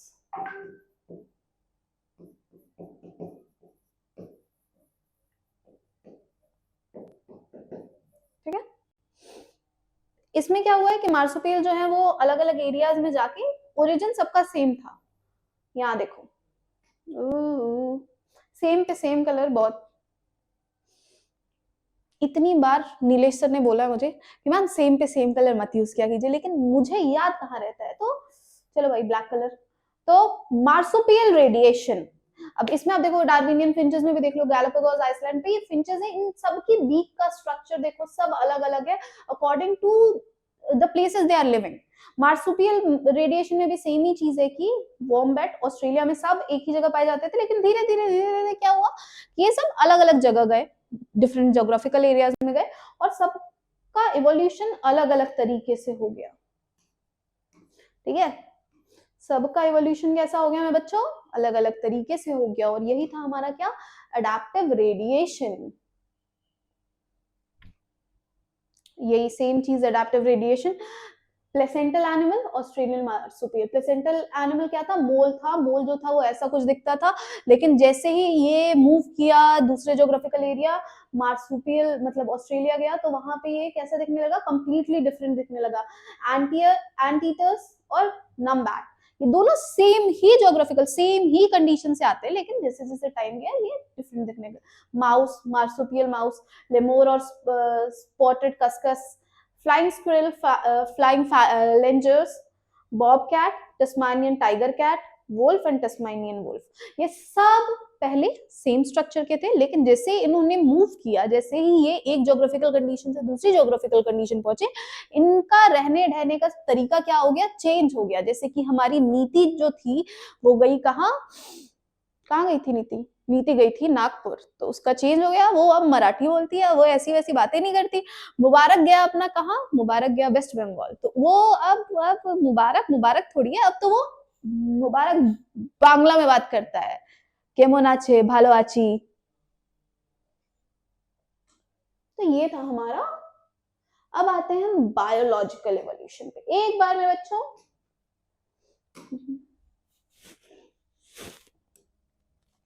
तो एक बार यहाँ तक पढ़ लीजिए, एक बार यहाँ तक देखिए, कुछ ना समझ में आ रहा हो डू कमेंट मी, बताइए, और फिर हम आगे बढ़ते हैं। जितने भी आपको स्क्रीनशॉट्स लेने, मैं पीछे चली जाती हूँ, स्क्रीनशॉट्स ले लो, ये सबका इंपॉर्टेंट लाइंस का स्क्रीनशॉट ले लो, कन्वर्जन डाइवर्जन का ले लो, फिर आगे बढ़ते हैं। चलो मेरे बच्चों, अब आपने अगर स्क्रीनशॉट ले लिया तो आगे बढ़े। अब आते हैं थ्योरीज पे। थ्योरी क्या क्या है हमारे इवोल्यूशन की? Biological theories. तो बायोलॉजिकल जो थ्योरीज हैं मेरे बच्चों, वो क्या है? कई लोगों ने, बहुत सारे लोगों ने, जैसा कि तुम लोग जानते हो, अलग अलग लोगों को अलग अलग ज्ञान देने की आदत है, तो इसीलिए बायोलॉजिकल थ्योरीज बहुत सारे लोगों ने दी। हम लाइन बाय लाइन पढ़ेंगे कि किसने क्या क्या कहा, उनके पोस्टुलेट क्या क्या थे। सबसे पहली जो हमारी थ्योरी थी वो दी थी किसने? जीन बैप्टिस्ट दी लमार्क ने। पहली थ्योरी का क्या नाम है? लमार्किज्म। क्या नाम है मेरे बच्चों? लमार्किज्म की थ्योरी है। ये किसने दी थी? जीन बैप्टिस्ट डी लमार्क ने दी थी। अब जीन बैप्टिस्ट डी लमार्क ने क्या कहा था? इन्होंने सबसे पहले तो इन्होंने फिलोसफी जूलॉजी में जाके अपनी थ्योरी दी थी, बताई थी, लिखी थी। तो इनकी जर्नल का क्या नाम था? इनकी जर्नल का नाम था फिलोसफी जूलॉजिक। इसमें इन्होंने बताया कि इवोल्यूशन किनका होता है, ट्रांसफर ऑफ डाटा किसका होता है, इनहेरिटेंस ऑफ अडैप्टिव या एक्वायर्ड कैरेक्टर्स का होता है। किसका इनहेरिटेंस होता है? एक्वायर्ड ट्रेट्स का। मतलब कि अगर अगर सक्षम को पढ़ना बहुत पसंद है तो नेक्स्ट जनरेशन में उसके बच्चों को भी पढ़ना बहुत पसंद होगा। ऐसा होता है क्या? नहीं होता है। इनकी थ्योरी फेल हो गई थी। दूसरा, इन्होंने कहा कि इवोल्यूशन उसी का होगा डिसयूज या यूज, जिस ऑर्गन का यूज बहुत ज्यादा होगा उसका इवोल्यूशन होगा, जिस ऑर्गन का यूज बिल्कुल नहीं होगा उसका इवोल्यूशन नहीं होगा। तो use and disuse of organs इन्होंने बताया। Use and disuse of organ, जैसे ये कह रहे थे कि क्या हुआ होगा कि जिराफ की जो अपनी गर्दन है बेटा वो लंबी कैसे हुई होगी? क्योंकि वो उछल उछल के खाना खाता होगा। वो कहीं ऐसी जगह रहता होगा जहाँ पे नीचे खाना वाना कुछ नहीं था, तो उसको उछल उछल के खाना खाना पड़ता होगा। और ये उछल उछल के खाने खाने के चक्कर में क्या हुआ होगा कि जिराफ की गर्दन क्या हो गई? लंबी हो गई, उसका इवोल्यूशन हो गया। या मसल्स ऑफ हॉर्स, हॉर्स में मस्कुलर बॉडी क्यों बनी होगी? क्योंकि वो क्या हुए होंगे, उनका क्या हुआ होगा बताओ जरा? क्योंकि उनको मसल्स की ज्यादा रिक्वायरमेंट है। वैसे ही डिसयूज जिस ऑर्गन का होता है उसका इवोल्यूशन नहीं होता। For example our abdomen muscles. Abdomen muscles आप देखो कि गोरिल्ला और चिंपैंजीज में एब्डोमेन मसल्स या फिर एब्स होते हैं। क्यों होते हैं? क्योंकि वो उनका यूज करते रहते हैं। लेकिन ह्यूमंस में ऐसा है क्या? नहीं है। सिर्फ उनमें एब्स होते हैं जिनके पास कोई काम नहीं होता, जो जिनके पास ऑब्वियसली जिम वाला काम होता है। कोई काम नहीं होता, जिम वाला काम होता है। तो जिम जाते हैं, बॉडी बनाते हैं। तो जिराफ्स नेक या फिर मसल इन हॉर्स। और इन्होंने एक और बात कही। इनका कहना था कि जितने भी ऑर्गेनिज्म है उनको कॉम्प्लेक्स बनने की एक चुल है मेरे बच्चों। वो सिंपल सिंपल ऑर्गेनिजम्स को क्या बनना है? नीड है उनको कॉम्प्लेक्स बनने की। जैसे देखो तुम्हारी क्लास में कुछ ऑर्गेनिजम्स, कुछ बच्चे ऐसे जरूर होंगे जो कि है, उनमें बहुत कुछ ज्यादा है नहीं, आता वाता कुछ है नहीं, लेकिन उनको कूद कूद के पूछना जरूर है कि नहीं नहीं मैं तो बहुत दिखाना होता है कि नहीं नहीं मैं तो बहुत जानता हूँ, मैं तो सब कुछ जानता हूँ। तो वैसे ही हर ऑर्गेनिज्म में लमार्क के हिसाब से क्या था कि they have the need, simple organisms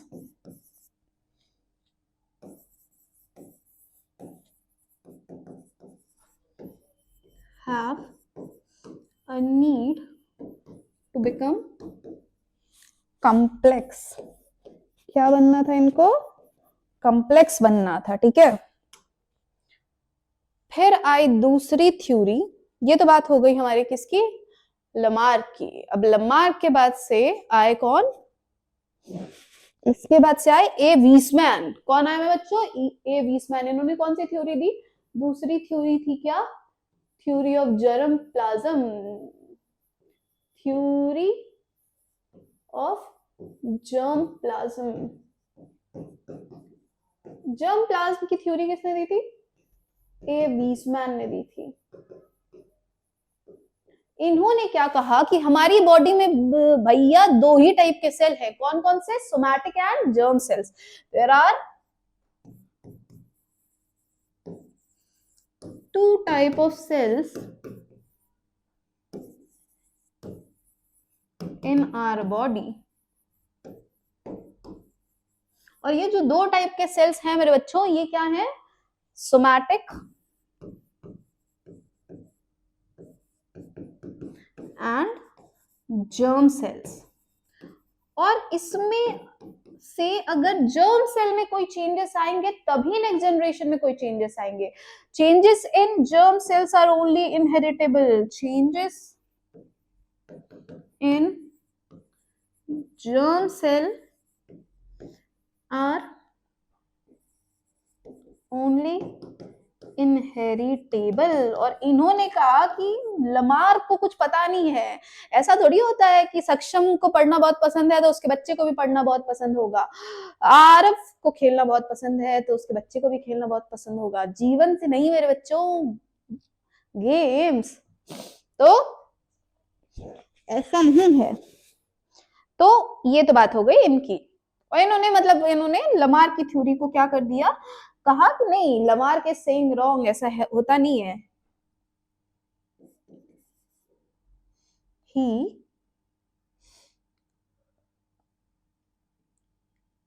theory of Lamarck,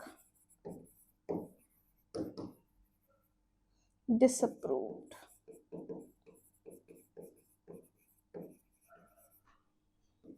theory of Lamarck, Lamarck की एक्वायर्ड कैरेक्टर का इनहेरिटेंस वाली थ्योरी को इन्होंने क्या कर दिया, डिसअप्रूव कर दिया था। अब आता है तीसरा जो हमारा थ्योरी था वो क्या था, थ्योरी ऑफ नेचुरल सिलेक्शन। क्या है मेरे बच्चों, theory of natural selection.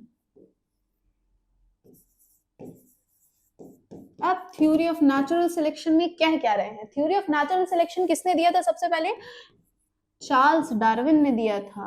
Charles Darwin है कौन, ये पिताजी हैं, किसके पिताजी हैं, इवोल्यूशनरी साइंस के, इवोल्यूशनरी बायोलॉजी के पिताजी हैं चार्ल्स डार्विन।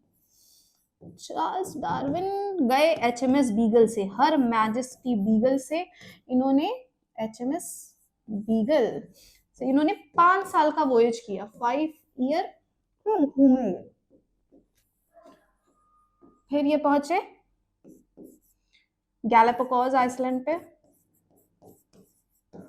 और यहाँ गैलापागोस आइसलैंड पे इन्होंने क्या करा बेटा, इन्होंने डार्विनियन फिंचेस देखी। क्या देखी मेरे बच्चों, डार्विनियन फिंचेस देखी है इन्होंने, और इन्होंने नाम भी अपना रख दिया। और बहुत सारे लोग ऐसा मानते हैं कि डार्विन को बहुत चुल थी, उनको बहुत ही वो था कि अच्छा ठीक है, ये इतनी ज्यादा अगर ऐसे हैं, इतने ज्यादा चेंज हो रहे हैं ज्योग्राफिकल कंडीशन के हिसाब से, तो इसका मतलब है कि ये टेस्ट भी अलग अलग करते होंगे। तो बहुत सारी ऐसी जगहों पे लिखा हुआ है कि डार्विन ने एक एक फिंच को मार के काट के खाया भी था, टू चेक कि वेदर दे टेस्ट सेम और डिफरेंट।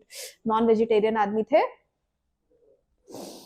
तो ये डार्विनियन फिंचेस पे इन्होंने एक्सपेरिमेंट किया गैलापागोस आइसलैंड में, और इन्होंने theory the, theory of natural selection. उसके पोस्टुलेट क्या थे, तो पोस्टुलेट्स क्या थे इसके, सबसे पहला पोस्टुलेट था, पहला पोस्टुलेट क्या होगा मेरे बच्चों, पहला पोस्टुलेट होगा हमारा क्या, every species has a different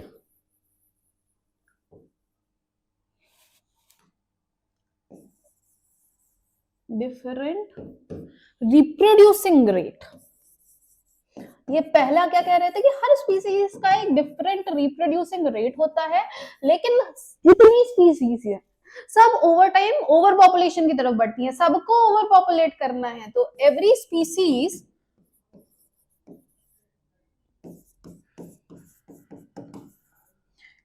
species moves toward over population. और ये बात थॉमस माल्टस की, जो अभी हम आगे पढ़ेंगे, थॉमस माल्टस का जो थ्योरी था उसके बेसिस पे इन्होंने कही थी कि every species tend to move toward over population. और इस ओवर पॉपुलेशन की वजह से क्या हो जाएगा मेरे बच्चों, इस ओवर पॉपुलेशन की वजह से क्या हो जाएगा, कंपटीशन होगा बिटवीन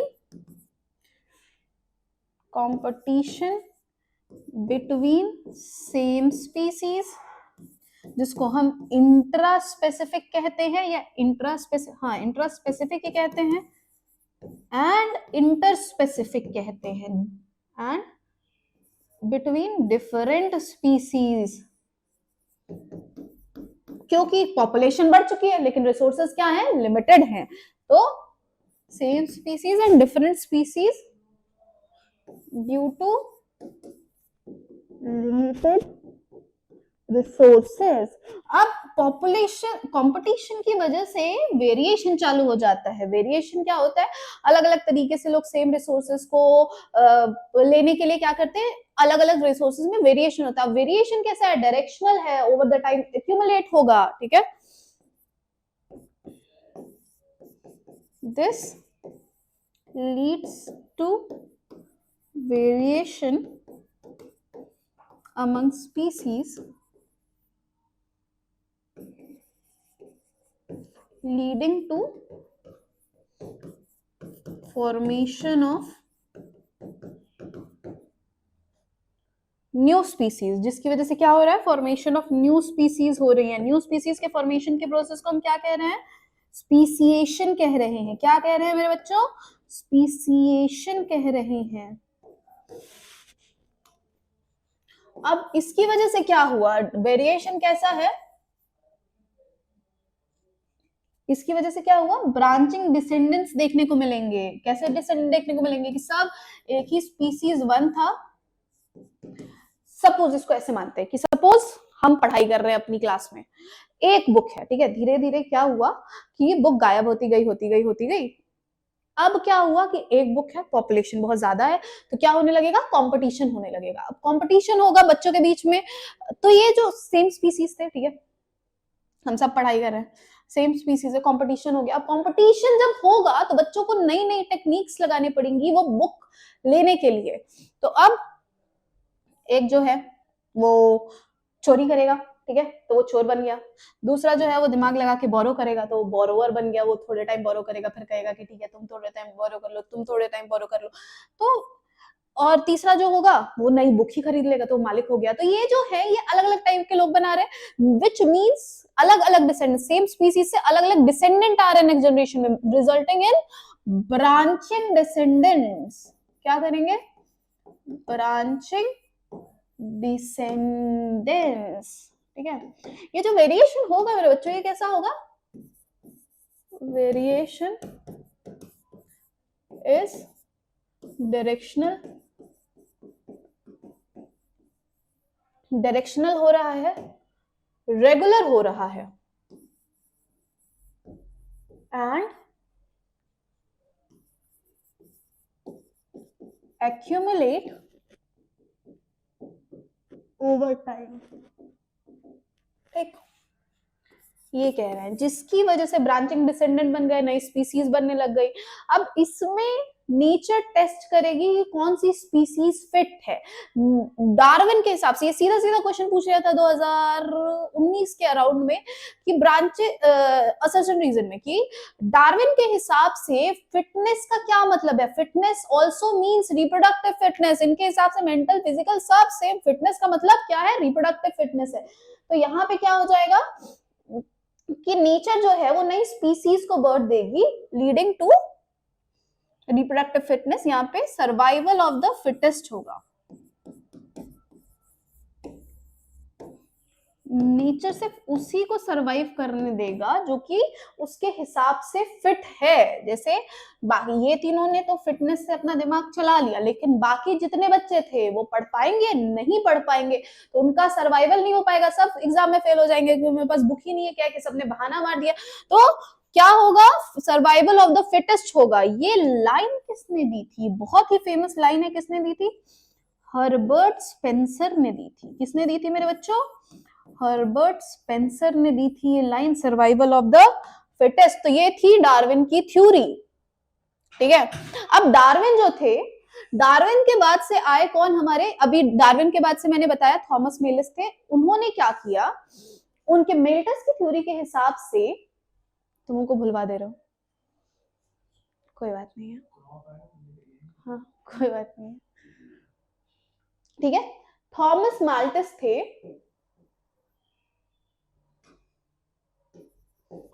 थॉमस माल्टस ने क्या कहा मेरे बच्चों, उन्होंने कहा, इन्हीं के बेसिस पे उन्होंने दिया था कि if given unlimited resources,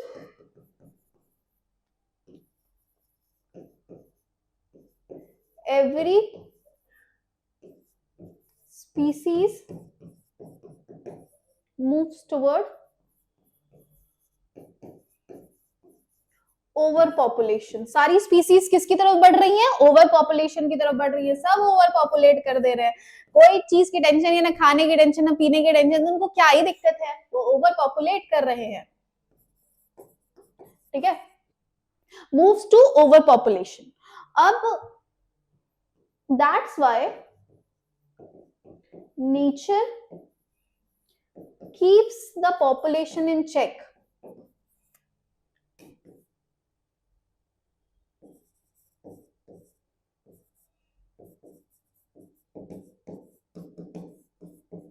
check, nature क्या कर रहा है, इस पॉपुलेशन को चेक में रख रहा है बाय कैटास्ट्रॉफी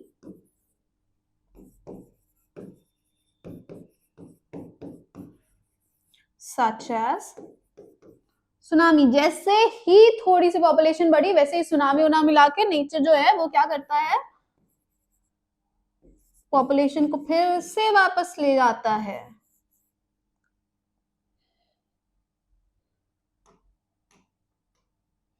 सुनामी, ठीक है। ये थी थॉमस मैल्थस की थ्योरी, इसके बेसिस पे डार्विन ने अपनी थ्योरी आगे बढ़ाई थी। अब आते हैं नेक्स्ट थ्योरी, बहुत इंपॉर्टेंट है मेरे बच्चों, ये है थ्योरी ऑफ म्यूटेशन। क्या है थ्योरी ऑफ म्यूटेशन? कौन सी थ्योरी अभी तक हमने पढ़ ली है? डार्विन की थ्योरी का कौन सा नंबर था? तीसरी थ्योरी थी। थॉमस मैल्थस की चौथी theory,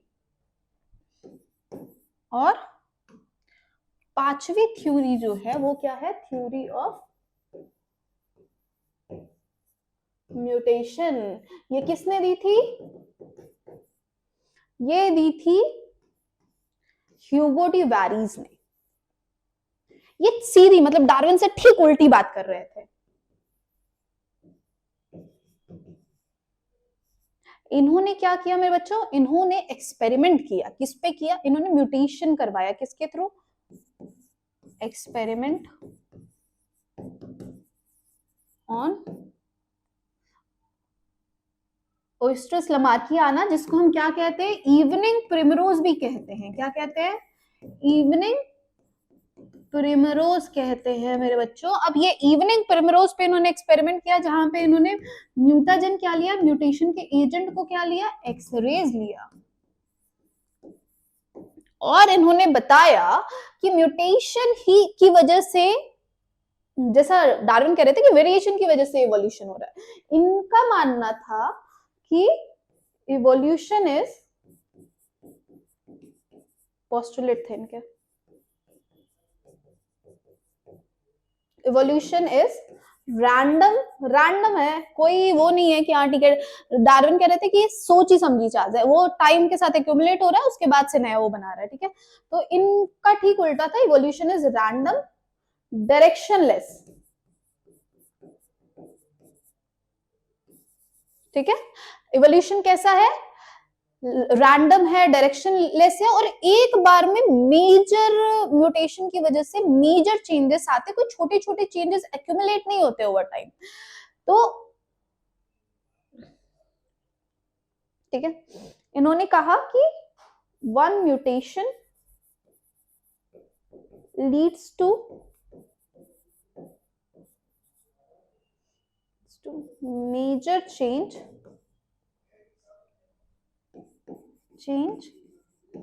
leading to new species.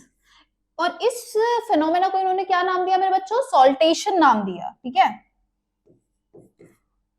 एक म्यूटेशन की वजह से मेजर, बहुत बड़ा इंपैक्ट, लार्ज इंपैक्ट, और न्यू स्पीसीज का formation, and this phenomena was called saltation, single step large mutation, ठीक है। अब इसी चीज को इन्होंने हार्डी वेनबर्ग प्रिंसिपल के थ्रू समझाया।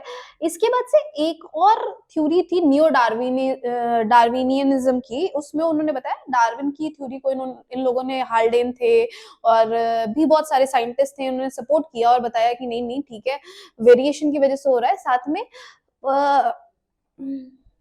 रुको बता ही देती हूँ कौन सी थ्योरी थी, फिफ्थ। तो नेक्स्ट थ्योरी क्या होगी? Six, neo Darwinism. इनका क्या था? इवोल्यूशन इज ड्यू टू, ये ग्रुप ऑफ साइंटिस्ट है, ठीक है, Haldane at all, Haldane and colleagues आप लिख सकते हो, ठीक है। इवोल्यूशन इज ड्यू टू, किसकी वजह से है? अलग अलग चीजों की वजह से है, जैसे कि gene mutation,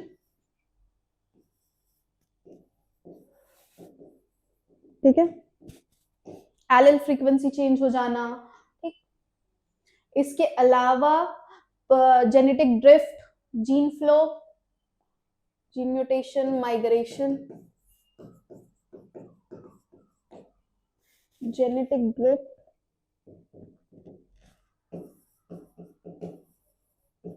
etcetera.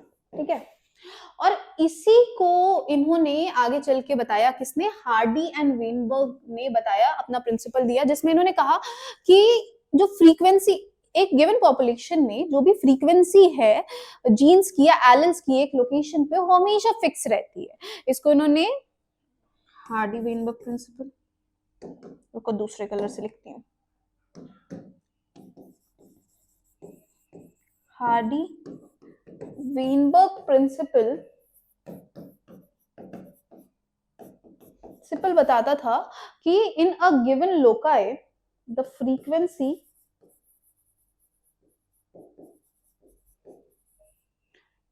is supposed to remain fixed throughout the generation। कितनी भी जनरेशन होगी जीन की फ्रीक्वेंसी जो है वो सेम ही रहेगी। ठीक है, तो the frequency of occurrence of allele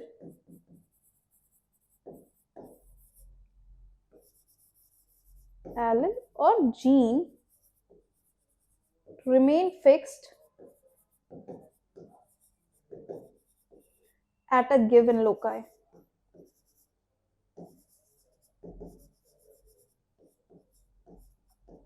ठीक है, एट अ गिवन लोकेशन और एट अ गिवन लोकाई। इसमें बताते थे कि पॉपुलेशन की फ्रीक्वेंसीज जो है वो स्टेबल रहती हैं अनटिल एंड अनलेस कोई आउटर स्ट्रक्चर, कोई आउटर प्रॉब्लम उसको इनहेंस नहीं कर रही है, उसको अल्टर नहीं कर रही है, तब तक पॉपुलेशन की डेंसिटी सेम रहती है। इसके लिए इन्होंने क्या बताया बेटा, इन्होंने एक फॉर्मूला बताया जिस which was P square plus Q square plus 2pq is equals to 1। इसको ये भी लिख सकते हैं p प्लस क्यू का whole square is equals to 1। ठीक है, कांस्टेंट रहता है हमेशा, जहां पे p क्या है, p is equals to homozygous dominant allele that is capital A, while q is homozygous recessive allele। बात तो गलत नहीं है कि अगर पर्टिकुलर जीन, अगर मान लो 500 जीन है तो 500 जीन का ट्रांसफर होगा सेम जनरेशन बाय जनरेशन। इनका यही कहना था कि एक पॉपुलेशन में जितने जीन्स हैं वो सेम ही रहेंगे, उनकी फ्रीक्वेंसी सेम ही रहेगी अनटिल एंड अनलेस बाहर से कोई ऐसी कैटास्ट्रॉफी ना हो जाए, कुछ ऐसा ना हो जाए जिसकी वजह से जीन की फ्रीक्वेंसी चेंज हो जाएगी। ठीक है, स्मॉल है। ठीक, अब ये 5 फैक्टर्स हो सकते हैं जो कि, और इसको इन्होंने क्या कहा, इस पर्टिकुलर स्ट्रक्चर को इन्होंने क्या कहा, हार्डी वीनबर्ग इक्विलिब्रियम कहा। क्या कहा मेरे बच्चों, Hardy Weinberg equilibrium.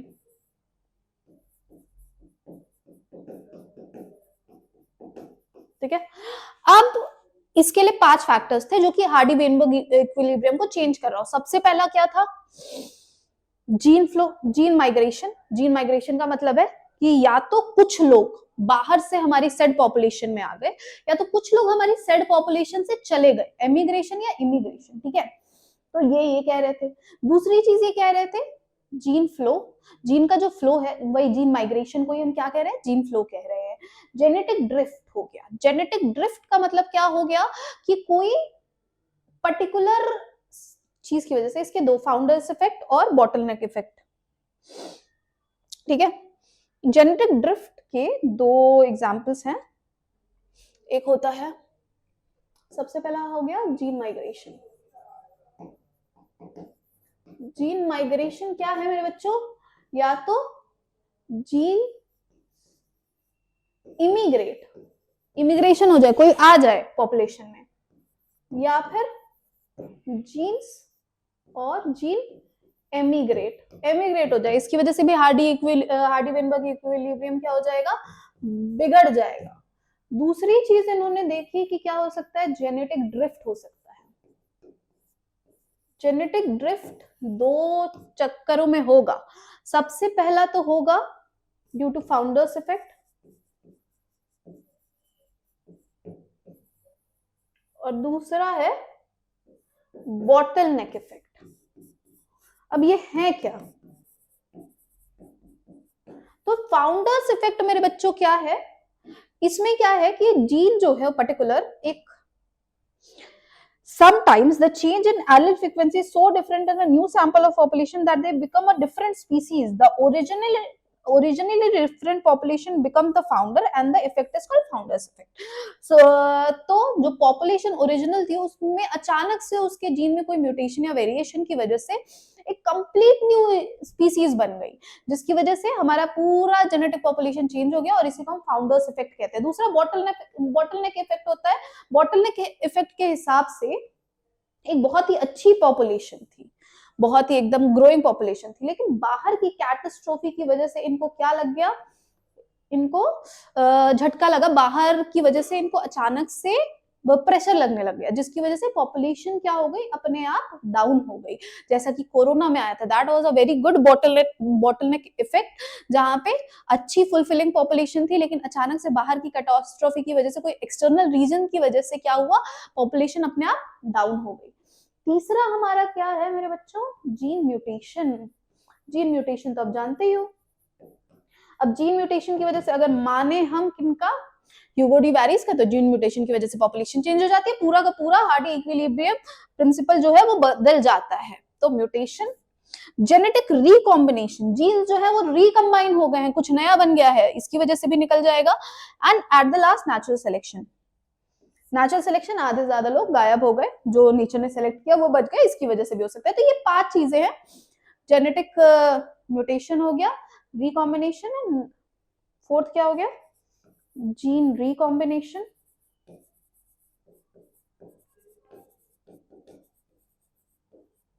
And at the last fifth क्या हो गया मेरे बच्चों, जल्दी बताओ जल्दी, अभी हमने पढ़ा है, क्या था? फिफ्थ था हमारा नेचुरल सिलेक्शन। क्या था मेरे बच्चों? Natural selection. ये तो बात हो गई हमारे हार्डी वेनबर्ग प्रिंसिपल की, और यही यहाँ पे ये पूरा बता रहा है। अब आते हैं a brief account of evolution. Evolution हुआ कैसे, तो ये डायग्राम देखना बड़ा जरूरी है। ये डायग्राम, इसी डायग्राम से सारा कुछ समझ में आ जाएगा। तो आप देखो,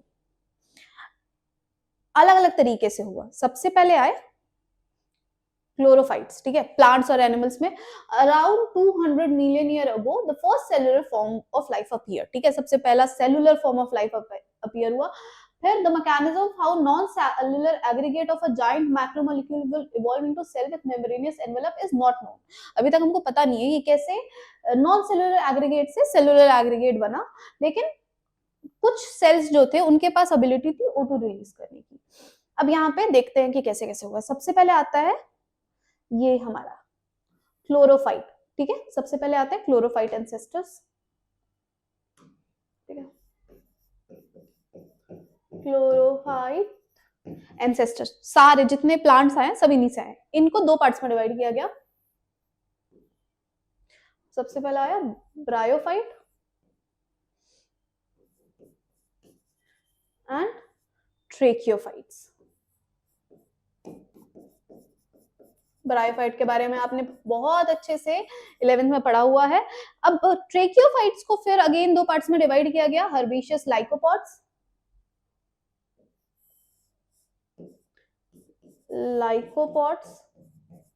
एंड राइनोलॉइड्स, ठीक है।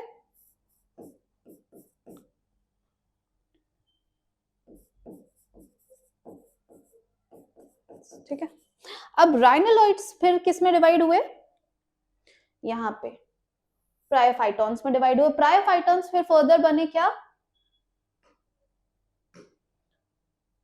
प्रायोफाइटॉन्स, पैलियोफाइट्स फिर क्या बने, पैलियोफाइट से बने हमारे क्या, horsetail, that was sphenopsids, ferns, ginkgos, conifers, cycas, gymnosperm, और बाद में डाइकोटिलेडोन, एंजियोस्पर्म। ये तो हो गया हमारा प्लांट्स का पूरा। राइनोलॉइड से फिर बने, ये आप स्ट्रक्चर में देख सकते हो। नेक्स्ट हमारा आता है, नेक्स्ट आता है हमारा क्या, एनिमल्स में। एनिमल्स में क्या था मेरे बच्चों कि सबसे पहले आए early reptiles. Early reptiles further 2 parts में डिवाइड हुए। पहला था हमारा डायनासोर वाला,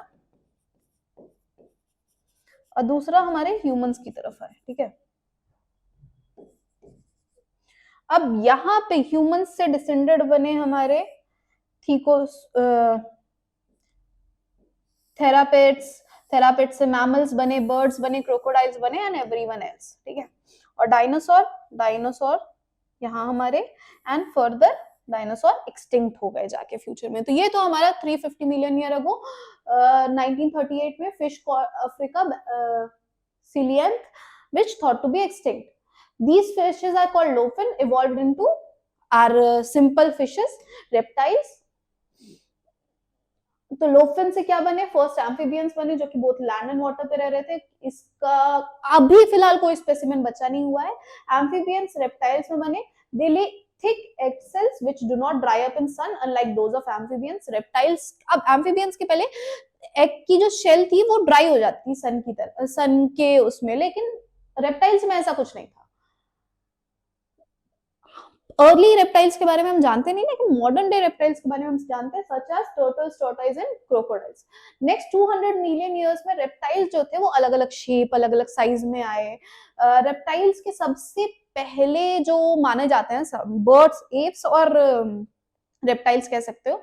आर्कियोपेट्रिक्स के बारे में सुना होगा आपने।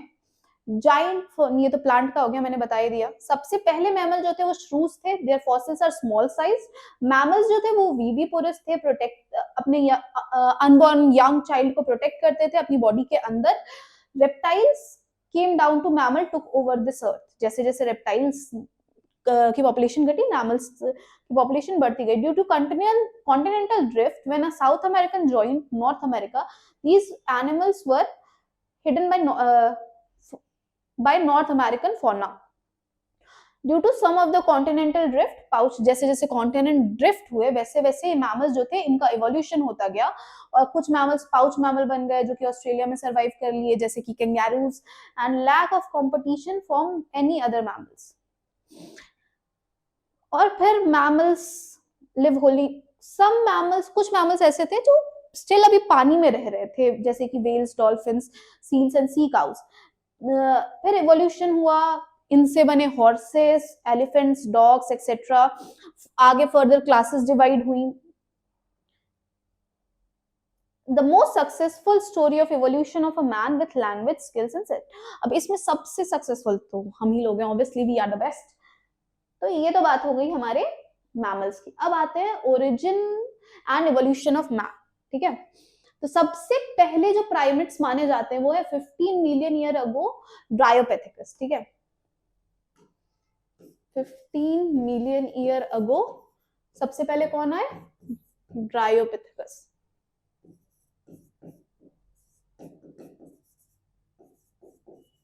एंड दूसरे थे रामापेथिकस। ड्रायोपेथिकस बन गए हमारे क्या बेटा, मंकी, एप्स एक्सेट्रा, एंड रामापेथिकस से बने हम ह्यूमंस, ठीक है। Dryopithecus turned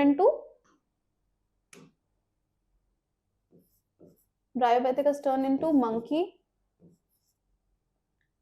apes, और Ramapithecus turned into humans। अब इसमें भी बहुत लंबी जर्नी थी, ठीक है। इसके बाद से फिर Ramapithecus के बाद से 15 के बाद 3 to 4 million year ago primates आए जो कि ईस्टर्न अफ्रीका में पाए जा रहे थे, ठीक है, जिसको हम क्या कह रहे हैं, 3 to 4 मिलियन MYA, क्या कह रहे हैं, ऑस्ट्रेलियोपेथिकस, ठीक है। रामापेथिकस से आए ऑस्ट्रेलियोपिथेकस, ठीक है। फिर 2 मिलियन ईयर अगो अराउंड इसी टाइम पे ये कैसे होते थे, ऑस्ट्रेलियोपेथिकस अफ्रीका में जो पाए जा रहे थे वो कैसे होते थे मेरे बच्चों, 4 फीट टॉल होते थे, प्रॉपरली 2 पैरों पे चल नहीं पाते थे, सीधा नहीं चल पाते थे, जैसे आज गोरिल्ला चलते हैं वैसे चल पाते थे। 2 मिलियन ईयर अगो कौन आए, ऑस्ट्रेलियोपेथिकस आए। वो ईस्टर्न अफ्रीका ग्रासलैंड में रह रहे थे। कहाँ रह रहे थे मैं बच्चों, ईस्टर्न अफ्रीका ग्रासलैंड में रह रहे थे। वो स्टोन्स, ऑस्ट्रेलियोपेथिकस की क्वालिटीज क्या थी कि इन्होंने स्टोन्स बनाए थे हंट करने के लिए, they hunted with stones, they hunted with stones। 3 to 4 नहीं भाई, ये तो 2 है, 2 मिलियन विद स्टोन्स। ये किसके थ्रू हंट कर रहे थे, स्टोन्स के थ्रू, बोन्स के थ्रू हंट कर रहे थे, साथ में ये क्या करते थे अपने आप को प्रोटेक्ट करने के लिए, साथ में इसेंशियली फ्रूट खाते थे, ठीक है। तो इसेंशियली एट फ्रूट्स, क्या खा रहे थे मेरे बच्चों, फ्रूट्स खा रहे थे ये, ठीक है।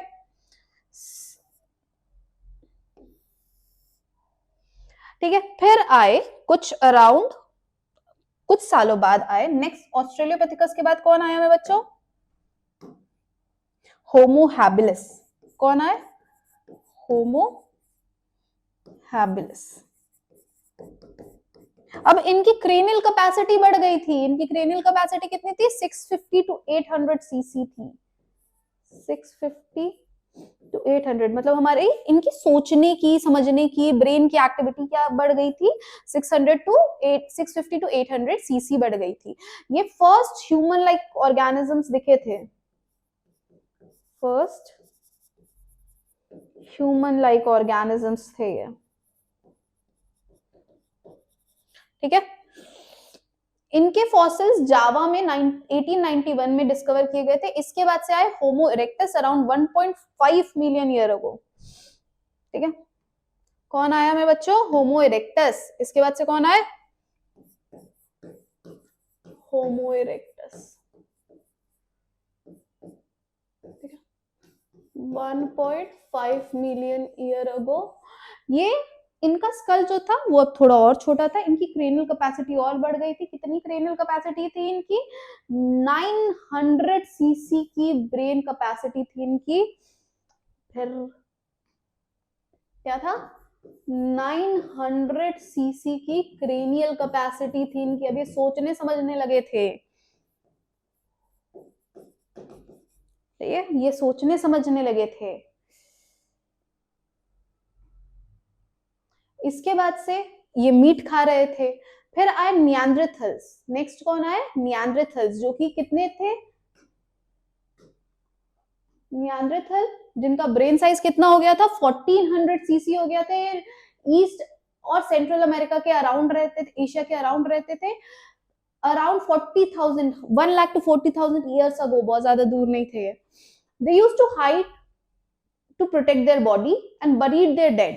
अब ये सिविलाइज्ड हो रहे थे, ये अपने डेड को बरी कर रहे थे, ये केव्स में छुपते थे, अपनी बॉडी को हाइड करते थे। देन आए होमो सेपियंस, दोज आर अस, हम हैं होमो सेपियंस। कहां से इनका राइज हुआ था, अफ्रीका से, और फिर ये अलग अलग कॉन्टिनेंट में मूव कर गए, अलग अलग रेसेस बन गई। आइस एज के दौरान around 75,000 to 10,000 years ago modern Homo sapiens arose, ठीक है। जब ये जेनेटिक ड्रिफ्ट हुआ, जब ये कॉन्टिनेंटल ड्रिफ्ट हुआ, आइस एज आया, उसके बाद से होमोसेपियंस, मॉडर्न होमोसेपियंस जो कि हम लोग हैं वो बने। प्री हिस्टोरिक केव्स में आर्ट डेवलप किया गया, देखा गया 18,000 साल पुराना। One such cave painting by pre historic humans can be seen in Bhimbetka rock shelter and Raisen district of Madhya Pradesh. Madhya Pradesh में आपको आज भी ये दिख जाएगा। अर्ली ह्यूमन, सोचो इतने साल पुराने ह्यूमंस, लेकिन स्टिल दे फेवर आर्ट, और तुम गधो। Agriculture came around 10,000 years back and human settlement started। जैसे ही एग्रीकल्चर आया, लोगों ने खेत वेत और एग्रीकल्चर करना शुरू किया, ह्यूमन सेटलमेंट स्टार्ट हो गई। और उसके बाद से तो आप जानते ही हो। अब आते हैं बच्चों, जल्दी जल्दी सवाल कर लेते हैं, क्योंकि आपने चैप्टर अच्छे से पढ़ा है, आई नो आपने चैप्टर बहुत अच्छे से पढ़ा है, तो आई होप कि आपको ये सवाल बहुत इजीली आ जाएंगे। सबसे पहले, explain Darwin theory of natural selection, how does it lead to evolution. Charles Darwin की थ्योरी थी क्या नेचुरल सिलेक्शन की, उन्होंने ओरिजिन ऑफ स्पीसीज में सबसे पहले थ्योरी दी थी। इसमें सबसे पहले उन्होंने कहा था ओवर प्रोडक्शन या हाई कैपेसिटी रेट, किसका, थॉमस माल्टस की थ्योरी से इन्होंने ये निकाला था कि organism produce more offspring than can survive. Variation होते हैं, individual show variation, no two are exact alike. अगर सेम ऑर्गेनिज्म ही यंग वंस प्रोड्यूस करे, फिर भी दो ऑर्गेनिज्म एग्जैक्ट सेम नहीं होंगे। अब जैसे जैसे ओवर पॉपुलेशन बढ़ेगी, स्ट्रगल ऑफ एग्जिस्टेंस बढ़ेगा, कंपटीशन बढ़ेगा फॉर फूड, स्पेस एक्सेट्रा। इसमें जो फिट होगा, जो चालाक होगा, जो समझदार होगा, जो अपनी नीति जैसा होगा, वो क्या हो जाएगा, individual favourable variation survive and reproduce. जो फिट होगा वो सर्वाइव करेगा। फिर आता है natural selection, beneficial traits get selected by nature. Beneficial traits जो थे वो नेचर सेलेक्ट कर लेती है। और ओरिजिन ऑफ न्यू स्पीसीज, जिसकी वजह से over generation favourable trait accumulate होता है, नई स्पीसीज बनाते हैं। तो evolution occurs due to differential survival and reproduction of natural factor से इन्फ्लुएंस होकर रिप्रोडक्शन जो होता है उसके थ्रू ही वेरिएशन होता है और सर्वाइवल हो पाता है ऑर्गेनिज्म का।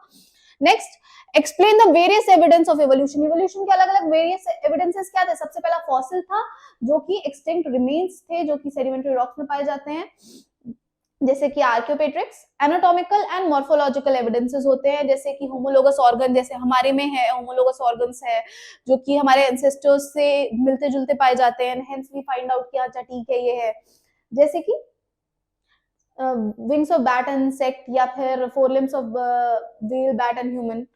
एम्ब्रियोलॉजिकल एविडेंस, अर्ली एम्ब्रियो जैसे कि फिश, रेप्टाइल्स, बर्ड, मैमल्स, जो कि आपस में सेम दिखती हैं, अर्ली एम्ब्रियोज, जिससे कि प्रूफ होता है कि ये सब कहीं ना कहीं कॉमन एंसेस्टर से आ रहा है।